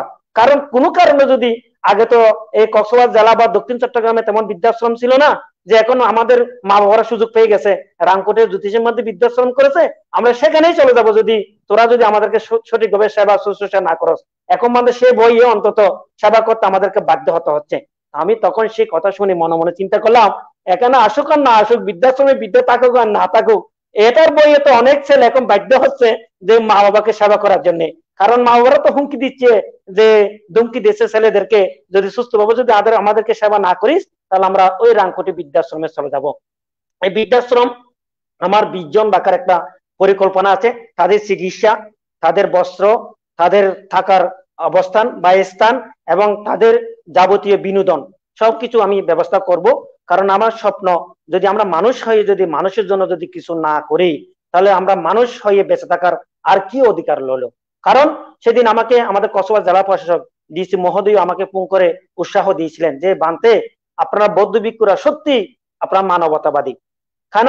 যে আপনারা এই দুঃসময়ে একজন বৌদ্ধ হয়েও মুসলিম হিন্দু বৌদ্ধ জাতি ধর্ম নির্বিশেষে আপনার যে একটা উদারতা সহযোগিতা মানবতার কাজ দেখছি, এগুলো দেখে বৌদ্ধ ভিক্ষুদের প্রতি আমাদের শ্রদ্ধা এবং আমাদের যে একটি আন্তরিকতা ভালোবাসা বেড়ে যাচ্ছে। সেই কথাটা আমি মনে করছি আমার সমস্ত কাছের একটা উৎসাহ। কারণ একজন জেলা প্রশাসক হয়ে, একটা জেলার অভিভাবক হয়ে যে আমাকে ব্যক্তিগতভাবে যে যে উৎসাহ অনুপ্রেরণা দিয়েছে, আমি মনে করি এগুলো আমাকে আরো এগিয়ে নেওয়ার জন্য আশান্বিত করছেন, অনুপ্রাণিত করছেন। সেই সমস্ত অনেক আশার মধ্যে একটা আশা হচ্ছে বৃদ্ধাশ্রম। এই বৃদ্ধাশ্রমে আমি জাতি ধর্ম বর্ণ নির্বিশেষে সকলকে স্থান দেব। যে অনেক মা বাবা আছেন যারা অসহায় হয়ে পড়ে আছেন, ছেলেরা বিভিন্ন কর্মজীবী কারণে ঢাকা শহরে অবস্থান করছেন, এদিকে গ্রামে মা কষ্ট দিনপাত করছেন, তাদের দেখার মতো কেউ নেই। অনেক মা বাবারা যখন কান্না করে আমাদের সামনে এসে যে সন্তানের দুঃখ কাউকে বোঝাতে পারছে না লজ্জায়, আবার কাউকে বলতে পারছে না নিজের যে অবহেলার কারণে, সেগুলো এসে যখন আমাদের সামনে বলে যে বানতে বেশি কষ্ট আছে পরিবারে, যে দেখার কেউ নাই, ছেলে থেকেও নাই মতো, বেঁচে থেকেও মরার মতো, এইগুলো যখন শুনি জানি তখন হৃদয় কাঁদে, মন কাঁদে। তখন মনে হয় আমার সমস্ত কিছু সঁপে দিয়ে উৎসর্গ করে তাদের পাশে যেন দাঁড়ায়। সেই আকাঙ্ক্ষা সেই চেতনা থেকে আমার এই বৃদ্ধাশ্রমের সূচনা। আপনাদের সহযোগিতা যদি পাই আমি আরো বলবৎ করব, বৃদ্ধাশ্রম আরো করব এবং মানবতার কাজ করব। সামনে আরো অনেক অনেক কিছু করার আমার স্বপ্ন আছে। আমি মানুষের ভালোবাসা, সবার সহযোগিতা পেয়ে এগুলো বাস্তবায়ন করার জন্য আমি এগিয়ে যাচ্ছি। তা আপনাদের যে আজকে করোনা টিভিতে এসে আপনার বৃদ্ধাশ্রম নিয়ে প্রশ্ন করায় সত্যি আপনাদেরকে ধন্যবাদ জানাচ্ছি, কৃতজ্ঞতা জানাচ্ছি যে কেন বৃদ্ধাশ্রম আমি করেছি, নাম দিয়েছি মা বাবা বৃদ্ধাশ্রম, যেখানে এসে মারা থাকবে, বাবারা থাকবে এবং সুন্দর একটি পরিপাটি ভান্ডারে নিয়ে একটি পরিবেশ আছে, সেখান থেকে তারা অবস্থান করে তাদের সুন্দর সুচারু দিনাদি ভাত করবে, দিন যাপন করবে সে আশা করছি। ভান্তে, আপনার প্রতি কৃতজ্ঞতা। দাদা, আপনি যে আপনার শেষ মন্তব্যটুকু। প্রযুক্তির ছোঁয়ায় ধর্ম আলোচনা কতটুকু সফল, এই কথাটা বলতে গেলে আমি বলতে চাই, আম গাছে যখন আম ধরে সে আমটা দেখা যায়, সে আমটা নিয়ে খাওয়া যায়, খাওয়ার পর আমটা কি মিষ্টি নাকি টক এটা জানা যায়। কিন্তু প্রযুক্তির ছোঁয়ায় যে ধর্ম আলোচনা কতটুকু সফল, এটা অনেক সময় সরাসরি বোঝানোর মতো সুযোগ থাকে না, এটা কি সফল নাকি বিফল। কিন্তু একটু আগে আমাদের ত্রিপুরা রিসার্চ সোসাইটির সম্পাদনা পরিষদ সদস্য মমিতা বড়ুয়া যে তথ্যটি আমাদের কাছে উপস্থাপন করলেন, তার শ্রদ্ধেয় বাবা 16 প্রকার কর্ম সম্পর্কে জানার আগ্রহী ছিলেন, যদিও আজকে সেভাবে বলা হয়নি, শুধু নামগুলো বলেছি। তো উনি আজকে এখানকার মাধ্যমে অন্তত নামটুকু জেনে গেছেন, তার একটা তৃষ্ণা জানার যে একটা আকাঙ্ক্ষা সেটা সামান্য হলেও মিটেছে। তাহলে আমি বলবো প্রযুক্তির ছোঁয়ায় যে ধর্ম আলোচনা এটা বিফল না, এটা অবশ্যই সফল। কারণ এটা সরাসরি আমরা হাতে নাতে প্রমাণ পেলাম যে অন্তত এই একজন হলেও, বাকিরা তো শুনছেনই, তারপরে এই একজন হলেও তার তৃষ্ণাটা মিটাতে পেরেছেন। তাই আমি মনে করবো এটা সফল একটা উদ্যোগ। এরপরে যেটা বলা হচ্ছে সেটা হচ্ছে ত্রিপুরা রিসার্চ সোসাইটি আমরা কি করতে যাচ্ছি ভবিষ্যতে। তা আমি কি করতে যাচ্ছি বলার আগে বর্তমানে কি করছি আমি সেটা একটু আমাদেরকে বলতে চাই। আমাদের কিছু বই এখনো প্রকাশিত হওয়া বাকি আছে, সেগুলো আমরা কাজ করছি। পাশাপাশি করোনা দুর্যোগ যখন শুরু হয় তখনই আমরা ত্রিপুরা রিসার্চ সোসাইটির সদস্যরা উদ্যোগ নিয়ে আমরা বিভিন্ন দুর্দশাগ্রস্ত পরিবারগুলোতে আমরা সহায়তা পাঠানোর উদ্যোগ নিই। এরপর আমরা চিন্তা করি যে না, শুধু এখানে থেমে থাকলে চলবে না। বর্তমান সময়ে অনেকগুলো প্রত্যন্ত অঞ্চলে অনেক বিহার আছে, যেসব বৌদ্ধ বিহারে সোয়িং নিয়ে যেতে কষ্ট হচ্ছে সাধারণ উপাসক উপাসিকাদের, তাদেরকে রান্না বান্না করে খেতে হচ্ছে। আবার কোথাও কোথাও যে সোয়িং পেতে কষ্ট হচ্ছে এমন তথ্য আমাদের কাছে আছে। তাই আমরা একদম শুরু থেকেই একটা হটলাইন নাম্বার চালু করে দিই, যে নাম্বারে আমরা বলি যে কোনো বৌদ্ধ বিহারে যদি সোয়িং পেতে কষ্ট হয়, অসুবিধা হয়, যেন আমাদেরকে জানায়, আমরা অন্তত নিত্য প্রয়োজনীয় দ্রব্যগুলো পৌঁছাতে পারবো। তো এখানে আপনাদেরকে জানাতে চাই, আমরা প্রায় 100 এর কাছাকাছি বৌদ্ধ বিহার থেকে ফোন পেয়েছি, যেসব বৌদ্ধ বিহার আমরা আমাদের সাধ্যমতো নিত্য প্রয়োজনীয় দ্রব্যাদি, চাল, ডাল, তেল, লবণ, এরকম আলু, এরকম বিষয়গুলো আমরা পাঠানোর চেষ্টা করছি। তার মধ্যে আপনারা জানলে খুশি হবেন, সাজেকের মতো দুর্গম জায়গায় আমরা দান সহায়তা পাঠিয়েছি। বাগাইছড়ি, বনানী, জারুলছড়ি, লামা, বান্দরবান, কুকিয়া, কক্সবাজার সহ সমতলেরও পটিয়া, লোহাগড়া, চন্দনাই, সাতকানিয়া এবং চট্টগ্রাম শহর সহ বিভিন্ন জায়গায় বিভিন্ন বৌদ্ধ বিহারগুলোতে আমরা দান পাঠাচ্ছি। এবং এখনো আমরা সেই নাম্বারটা খুলে রেখেছি, যে কোনো বৌদ্ধ বিহারে এখনো যদি সমস্যা হয় আমাদেরকে জানালে আমরা সেসব বৌদ্ধ বিহার, ধ্যান চর্চা কেন্দ্র কিংবা অনাথ আশ্রমগুলোতে আমরা সহায়তা পাঠাবো। দ্বিতীয়ত যেটা আমাদের আরো কি কি করার আছে সেটা বলতে গেলে, আমরা জানি এখনো পর্যন্ত অনেকগুলো বৌদ্ধ বিহারে, বিশেষ করে প্রত্যন্ত অঞ্চলগুলোতে একটা বুদ্ধ প্রতিবিম্ব নাই, বড় কোনো বুদ্ধ প্রতিবিম্ব নাই, ছোট একটা বুদ্ধ প্রতিবিম্ব অথবা ছবি নিয়ে তারা বিহার চালায়। যদিও বুদ্ধ প্রতিবিম্বটা যে মূল সেটা না, বুদ্ধ ধর্মচর্চাটা আসল, তারপরেও একটা বুদ্ধ প্রতিবিম্ব দেখলেই উপাসক উপাসিকারা বিহারে গিয়ে মানসিক শান্তি পায়, প্রশান্তি পায়। তো আমাদের একটা উদ্যোগ আছে এই দেশে, আমরা থাইল্যান্ড থেকে হাজার হাজার টাকা খরচ করে না, আমরা এই দেশে নিজেদের উদ্যোগে আমরা বুদ্ধ প্রতিবিম্ব তৈরি করব এবং বিভিন্ন বিহারগুলোতে আমরা পাঠাবো। এটা একটা বিষয় গেল। এরপর আমাদের ইচ্ছা আছে, ত্রিপিটকের অনেকগুলো অর্থকথা এখনো প্রকাশিত হয়নি, সেটা আমরা অনুবাদ করে আমরা প্রকাশ করব। যে কোনো অনুবাদক যদি অনুবাদ করে আমরা প্রকাশ করে দেব, এটা আমাদের ইচ্ছা আছে এবং ঘোষণা আছে। আমাদের আরো একটা ঘোষণা আছে, সেটা হচ্ছে কেউ যদি ত্রিপিটকের কোনো বিষয় নিয়ে চর্চা করে, গবেষণা করে এবং সেটা নিয়ে বই লিখে, আমরা আমাদের উদ্যোগে, আমাদের অর্থায়নে আমরা সেই বই প্রকাশ করে দেব। এটা আমাদের উদ্যোগের মধ্যে অন্যতম একটা উদ্যোগ। এবং আরো অনেকগুলো উদ্যোগ আছে যেগুলো আমি মুখে প্রকাশ করতে চাই না, আমরা কাজের মাধ্যমে প্রকাশ করতে চাই। শেষ পর্যায়ে শুধু এটুকু বলবো, এখন কিন্তু আমরা এক প্রকার ক্রান্তিকাল অতিক্রম করছি। এই ক্রান্তিকালে একদল আছে কি ধর্মান্তর বলবো না, আমি ধর্মান্তর যদিও আমরা সবাই ধর্মান্তর বলে চিনি, আমি বলবো যে এটা প্রেমান্তর। ধর্ম, অন্য একটা ধর্ম গবেষণা করে গিয়ে যে ধর্মের প্রতি আকর্ষিত হয়ে বৌদ্ধ ধর্ম চলে যাচ্ছে, এটা আমি একদমই বিশ্বাস করি না। আমি মনে করি যে 100% যুবক যুবতী আছে তারা ধর্মান্তরিত হয়, মূলত প্রেমান্তরিত হয়, ধর্মান্তরিত না। বৌদ্ধ ধর্মকে জানে, বৌদ্ধ ধর্মকে হীন মনে করে যে তার চেয়ে অন্য একটা শ্রেষ্ঠ ধর্ম পায়, সেই ধর্মে তারা চলে যায়। এইভাবে ধর্মান্তরিত কেউ হয় না, তারা হয় যে প্রেমান্তরিত। লাভ একদিকে জিহাদ, প্রেমান্তরিত হচ্ছে, লাভ জিহাদ। দ্বিতীয়ত আহ, দ্বিতীয়ত একদল এখন উঠে পড়ে লিখেছে যারা বলতে চাচ্ছে বৌদ্ধ ধর্মে জন্মান্তর বলতে কিছু নাই। তারা উচ্ছেদবাদ, বুদ্ধের যে উচ্ছেদবাদ সেটাই প্রকাশ করছে। তারা বৌদ্ধ ধর্মীয় অবলম্বী হয়েও নামে বৌদ্ধ ধর্ম অবলম্বী, আবার তারা বছর করছে যে জন্মান্তর বলতে কিছু নেই। আসলে জন্মান্তর যদি না থাকে কিছুই থাকে না, অর্থাৎ তারা উচ্ছেদবাদ প্রকাশ করছে। আবার আরেক দল আছে এখন যারা বুদ্ধকে নবী হিসেবে প্রচার করার জন্য উঠে পড়ে লেগেছে। তো এইভাবে বলা যায় বিভিন্ন ক্রান্তি কাল এখন আমরা অতিক্রম করছি।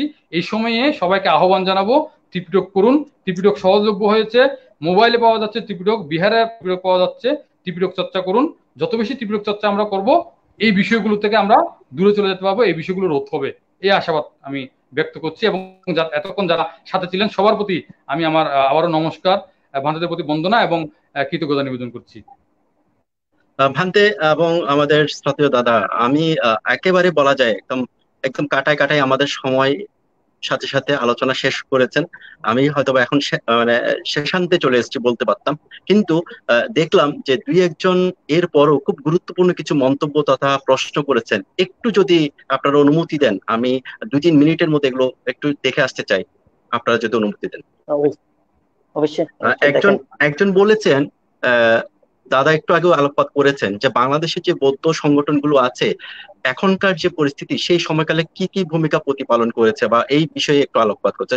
আমার মনে হয় এই বিষয়ে অনেক বৌদ্ধ সংগঠন আছে যারা অবশ্যই অনেক গুরুত্বপূর্ণ ভূমিকা প্রতিপালন করেছে ইতিমধ্যেই, আমি মনে করি এটা উল্লেখযোগ্য। সুতরাং এই বিষয়টা ওনার প্রতি আমি বলবো যে আপনি যদি খেয়াল করেন দেখবেন যে অনেক বৌদ্ধ সংগঠন আছে, তারা আহ অনেক অংশে ত্রাণ নিয়ে হোক বিবিধভাবে মানুষকে সহায়তা করে গেছেন। আরেকজন সানি কক্সবাজার থেকে বলেছেন, শুভমের ব্যাপারে একটু বলেছেন, বিশেষ করে শ্রদ্ধেয় ভান্তের প্রতি এটা দৃষ্টি আকর্ষণ, যে তার যে একটি অসুস্থতা জনিত একটা রামুর ছোট বাচ্চা, তার যে অসুস্থতা জনিত কারণে ঢাকা নিয়ে যাওয়া হয়েছে, ওর প্রতি একটু আশীর্বাদ তথা আপনি পুণ্যদান করলে সে যেন সুস্থ হয়ে যায় খুব দ্রুত, এই বিষয়টির উপর আলোকপাত করেছেন। আরেকটা বিষয় হচ্ছে সেটা উজ্জ্বল বড় বাসুর প্রতি, যে বইয়ের কথা যেহেতু এসছে, প্রত্যেক বিহারে কি গ্রন্থাগার করা যায় না, এই বিষয়ে একটু জানতে চেয়েছেন। দাদা একটু সংক্ষিপ্ত ভাবে যদি বলে দেন। ত্রিপিটক যেহেতু আছে, গ্রন্থ যেহেতু আমরা দিয়েছি এবং দেওয়ার এখনো চেষ্টা করছি এবং সহজলভ্য করে দিয়েছি, আমি মনে করি অবশ্যই করা যায়। এবং এটার জন্য উভয়মুখী উদ্যোগ লাগবে। একদিকে পূজনীয় ভান থেকেও উদ্যোগ নিতে হবে, আরেকদিকে ওই গ্রামে যারা আছেন মোটামুটি যারা বুঝেন গ্রন্থাগার উপকার কি, যারা বুঝবেন তারাও যদি একটু এগিয়ে আসেন তাহলে যৌথ প্রচেষ্টায় অবশ্যই গ্রন্থাগার করা সম্ভব। অবশ্যই। আর একজন আপনার প্রতি কৃতজ্ঞতা জানিয়েছেন যে আপনি মুখে কথা বলার মতো মানুষ নন, শুধু কাজে তার প্রমাণ দিয়ে চলেছেন। আপনি কিছুদিন আগে রাংকোটে কিছু ধর্মীয় শিক্ষার জন্য বইটই পাঠিয়েছিলেন সম্ভবত, সেই বিষয় নিয়ে আপনার প্রতি কৃতজ্ঞতা জ্ঞাপন করা হয়েছে। আর এখানে আমাদের উল্লেখযোগ্য আরেকটি বিষয় এসছে, সেটি হচ্ছে উৎপল বড়ুয়া শ্রদ্ধেয় ভান্তের প্রতি নতশিরে বন্দনা জানিয়েছেন। ভান্তে, আপনার সেই উক্তিটি ডায়মন্ড এ প্লাস, ধর্মীয় শিক্ষায় ডায়মন্ড এ প্লাস এর বিষয়টিও উনি সত্যিকার অর্থে মন থেকে এটিকে গ্রহণ করেছেন, ভালো লেগেছে, একটি অসাধারণ উক্তি হিসেবে উনি উল্লেখ করেছেন। আর আমাদের আকাশ বড়ুয়া বাবুন দাদা আবারও বলেছে শুভমের প্রতি আশীর্বাদ কামনা করেছেন, সেই জন্য স্বাভাবিক হয়ে উঠতে পারে।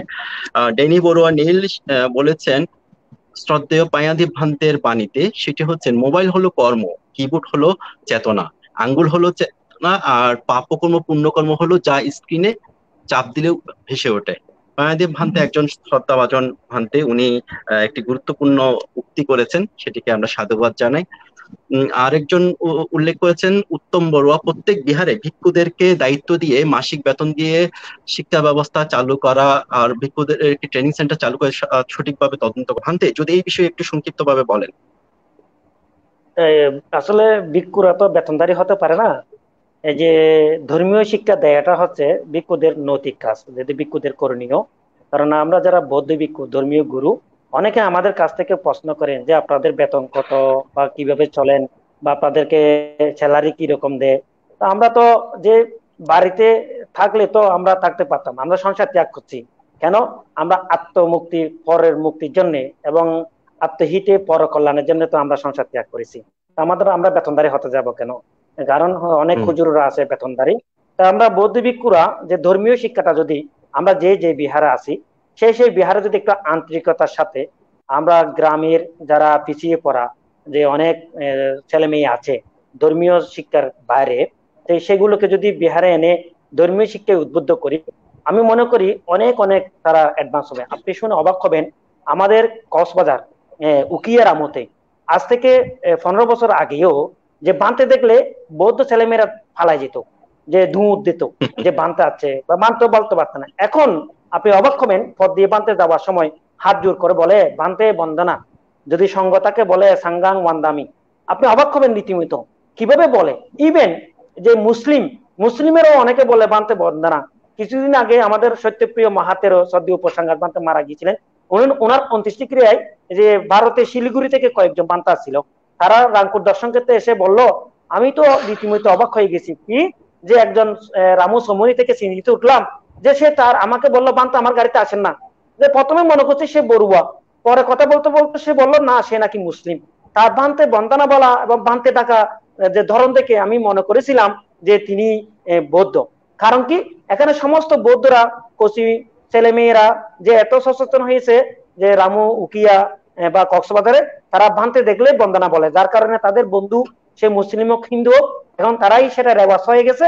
বান থেকে নমস্কার নয় বা আসসালাম আলাইকুম নয়, আদাব নয়, বান থেকে বলতে হয় বন্দনা।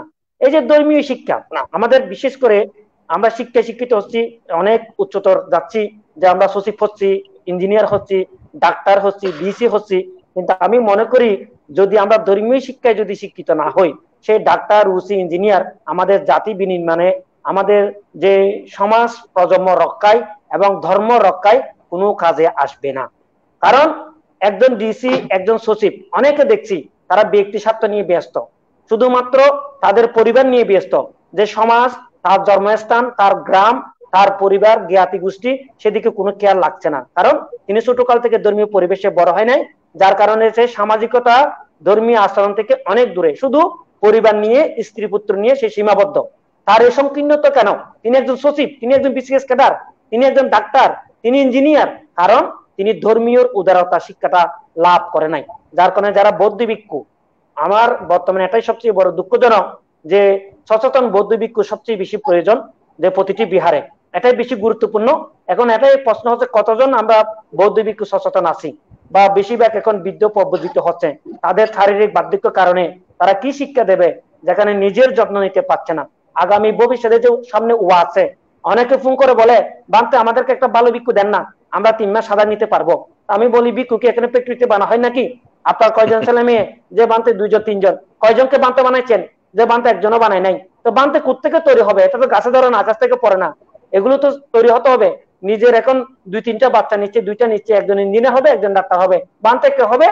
তো বানতে যদি না হয় ভবিষ্যৎ আগামী 20 বছর পর, 30 বছর পর, তাহলে তো বানতে শূন্য হয়ে যাবে। হ্যাঁ আসবে বয়োবৃদ্ধ, জরাজীর্ণ, এগুলো দিয়ে কি সমাজ রক্ষা হবে? শাসন রক্ষা হবে? ধর্ম রক্ষা হবে? সুতরাং আমাদেরকে এগুলো আরো একটু সচেতন হতে হবে, নিজেদেরকে, ছেলে মেয়েকে উদ্বুদ্ধ করতে হবে ভিক্ষু হওয়ার জন্য। ভিক্ষু যদি না হয়, ধর্ম কে শিক্ষা দেবে? এটা খুব গুরুত্বপূর্ণ, কিন্তু এটা বিবেচনা রাখতে হবে। ভান্তে, সুন্দর উপস্থাপন করলেন, আপনার প্রতি আবারও কৃতজ্ঞতা। এখানে প্রজ্ঞা চক্র বলেছেন সুন্দর ব্যবস্থাপনায় মনোরম তাত্ত্বিক পর্যালোচনা হচ্ছে, ভালো লাগছে, কৃতজ্ঞতা জানাচ্ছি আপনার প্রতি সাথে থাকার জন্য। তার সাথে সাথে একজন খুব আমাদের আপনজন বলা যায়, সুদূর আমেরিকার ক্যালিফোর্নিয়া থেকে যুক্ত হয়েছেন, শুনেছেন, কৃতজ্ঞতা জ্ঞাপন করেছেন, শ্রদ্ধেয় ঝর্ণাদি। ঝর্ণাদি, আপনার প্রতি কৃতজ্ঞতা, এই পরিবারের সাথে থাকুন, আমরা আপনাকে অবশ্যই আমাদেরকে শুভাকাঙ্ক্ষী হিসেবে বিবেচনা করি। তার সাথে সাথে এখানে ডেনি বড়ুয়া, নীল, জনি বড়ুয়া, পারমিতা বড়ুয়া, সুমা বড়ুয়া সহ অনেকেই আসলে আমাদের প্রতি কৃতজ্ঞতা জ্ঞাপন করেছেন। আমি সময়ের প্রতি দৃষ্টি রেখে আর কথা বাড়াচ্ছি না, সময় অনেকটা হয়ে গেছে। যে বাড়তি সময়টুকু নিয়েছি সেটি আমি আলোচকদের অনুমতি তথা আমাদের দর্শকদের প্রশ্নের পরিপ্রেক্ষিতে নিয়েছি। তো আমি আর কথা বাড়াচ্ছি না। আজকে যে দুজন আলোচক আমাদের সাথে জড়িত ছিলেন এতক্ষণ, পরম শ্রদ্ধেয় কেএসটি জ্যোতি সেন থেরো মহোদয় এবং আমাদের বাবু উজ্জ্বল বড়ুয়া বাসু, ওনারা ব্যক্তিগত জীবনে শ্রদ্ধেয় মানতে যথেষ্ট সামাজিক কাজ করেন। এই প্রযুক্তির মাধ্যমে সেগুলো কিন্তু আমরা দেখি প্রতিনিয়তই সামাজিক বিভিন্ন কর্মকাণ্ড, মানবিকতার বিভিন্ন কর্মকাণ্ডে উনি জড়িত থাকেন। কিছুদিন আগেও উনি কিছু উপহার সামগ্রী বা ত্রাণ সামগ্রী দিয়েছিলেন। তো আমি ওনার প্রতি কৃতজ্ঞ যে আজকে আমাদেরকে উনি সময় দান করেছেন। ভান্তে, আপনার প্রতি নতশির কৃতজ্ঞতা জ্ঞাপন করছি আমাদের করুণা টিভি পরিবারের পক্ষ থেকে। আর উজ্জ্বল বড় বাসুদা, আপনি প্রতিনিয়তই আপনার বলা যায় 24 ঘন্টার মধ্যে যতক্ষণই আপনি সময় পান আপনি ত্রিপিটক নিয়ে পড়ে থাকেন, তার কাজ নিয়ে ব্যস্ত থাকেন, গবেষণা নিয়ে ব্যস্ত থাকেন, বিবিধ আপনি কর্মের মধ্যে আহ, নিজেকে নিয়োজিত রাখেন, মগ্ন রাখেন।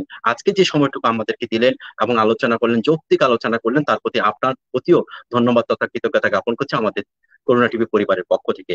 আপনাদের এই মূল্যবান সময় দানের পরিপ্রেক্ষিতে আমাদের দর্শক শ্রোতারা অনেক বেশি উপকৃত হবেন বলে আমি মনে করি।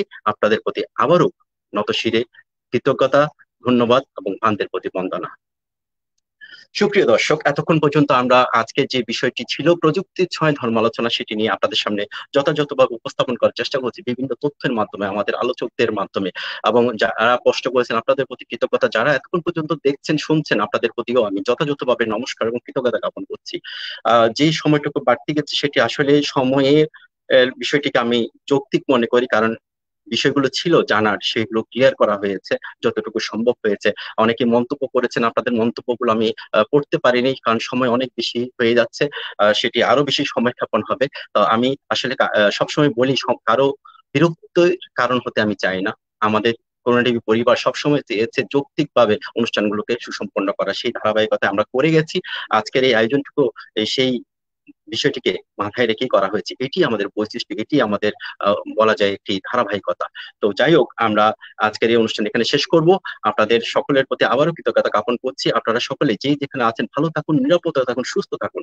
তার সাথে সাথে নিজেকে যতটুকু সম্ভব হয় সচেতন ভাবে, যেটি ভান্তে বলেছেন যে আপনাকে অপ্রমত্ত হয়ে থাকতে হবে, সেটি সচেতন হয়ে যতটুকু সম্ভব হয় নিরাপদ থাকুন। যদিও বা লকডাউনটা অনেকাংশে উন্মুক্ত করে দেওয়া হয়েছে, কিন্তু আমাদেরকে ভালো থাকতে হবে, সুস্থ থাকতে হবে, নির্বাণ অবধি আমাদের কুশল কর্মগুলো সম্পাদন করতে হবে। যাই হোক, আমি আমার কথা আর বাড়াচ্ছি না, আমাদের আজকের এই আয়োজন এখানে শেষ করব। আপনাদের সকলের প্রতি আবারও কৃতজ্ঞতা জ্ঞাপন করছি। আপনারা যদি চান কোনো ধরনের আমাদের সাথে যোগাযোগ করতে, আমাদের ওয়েবসাইট রয়েছে www.corunatv.net। আপনারা আমাদের সাথে ইমেলে যোগাযোগ করতে পারেন corunatv969@gmail.com। আপনারা আমাদের এই বিষয়াদিগুলো সব ফেসবুকে পেয়ে যাবেন www.facebook.com/corunatv969। আপনি ইউটিউবের মধ্যে আমাদের এই ভিডিওগুলোকে পেয়ে যাবেন পরবর্তী সময়ে www.youtube.com/corunatv969। আপনাদের প্রতি আবারও কৃতজ্ঞতা জ্ঞাপন করছি। ভালো থাকুন, সুস্থ থাকুন, আবারও দেখা হবে সেই প্রত্যাশায় আজকের এই আয়োজন এখানে সমাপ্ত ঘোষণা করছি। শুভরাত্রি।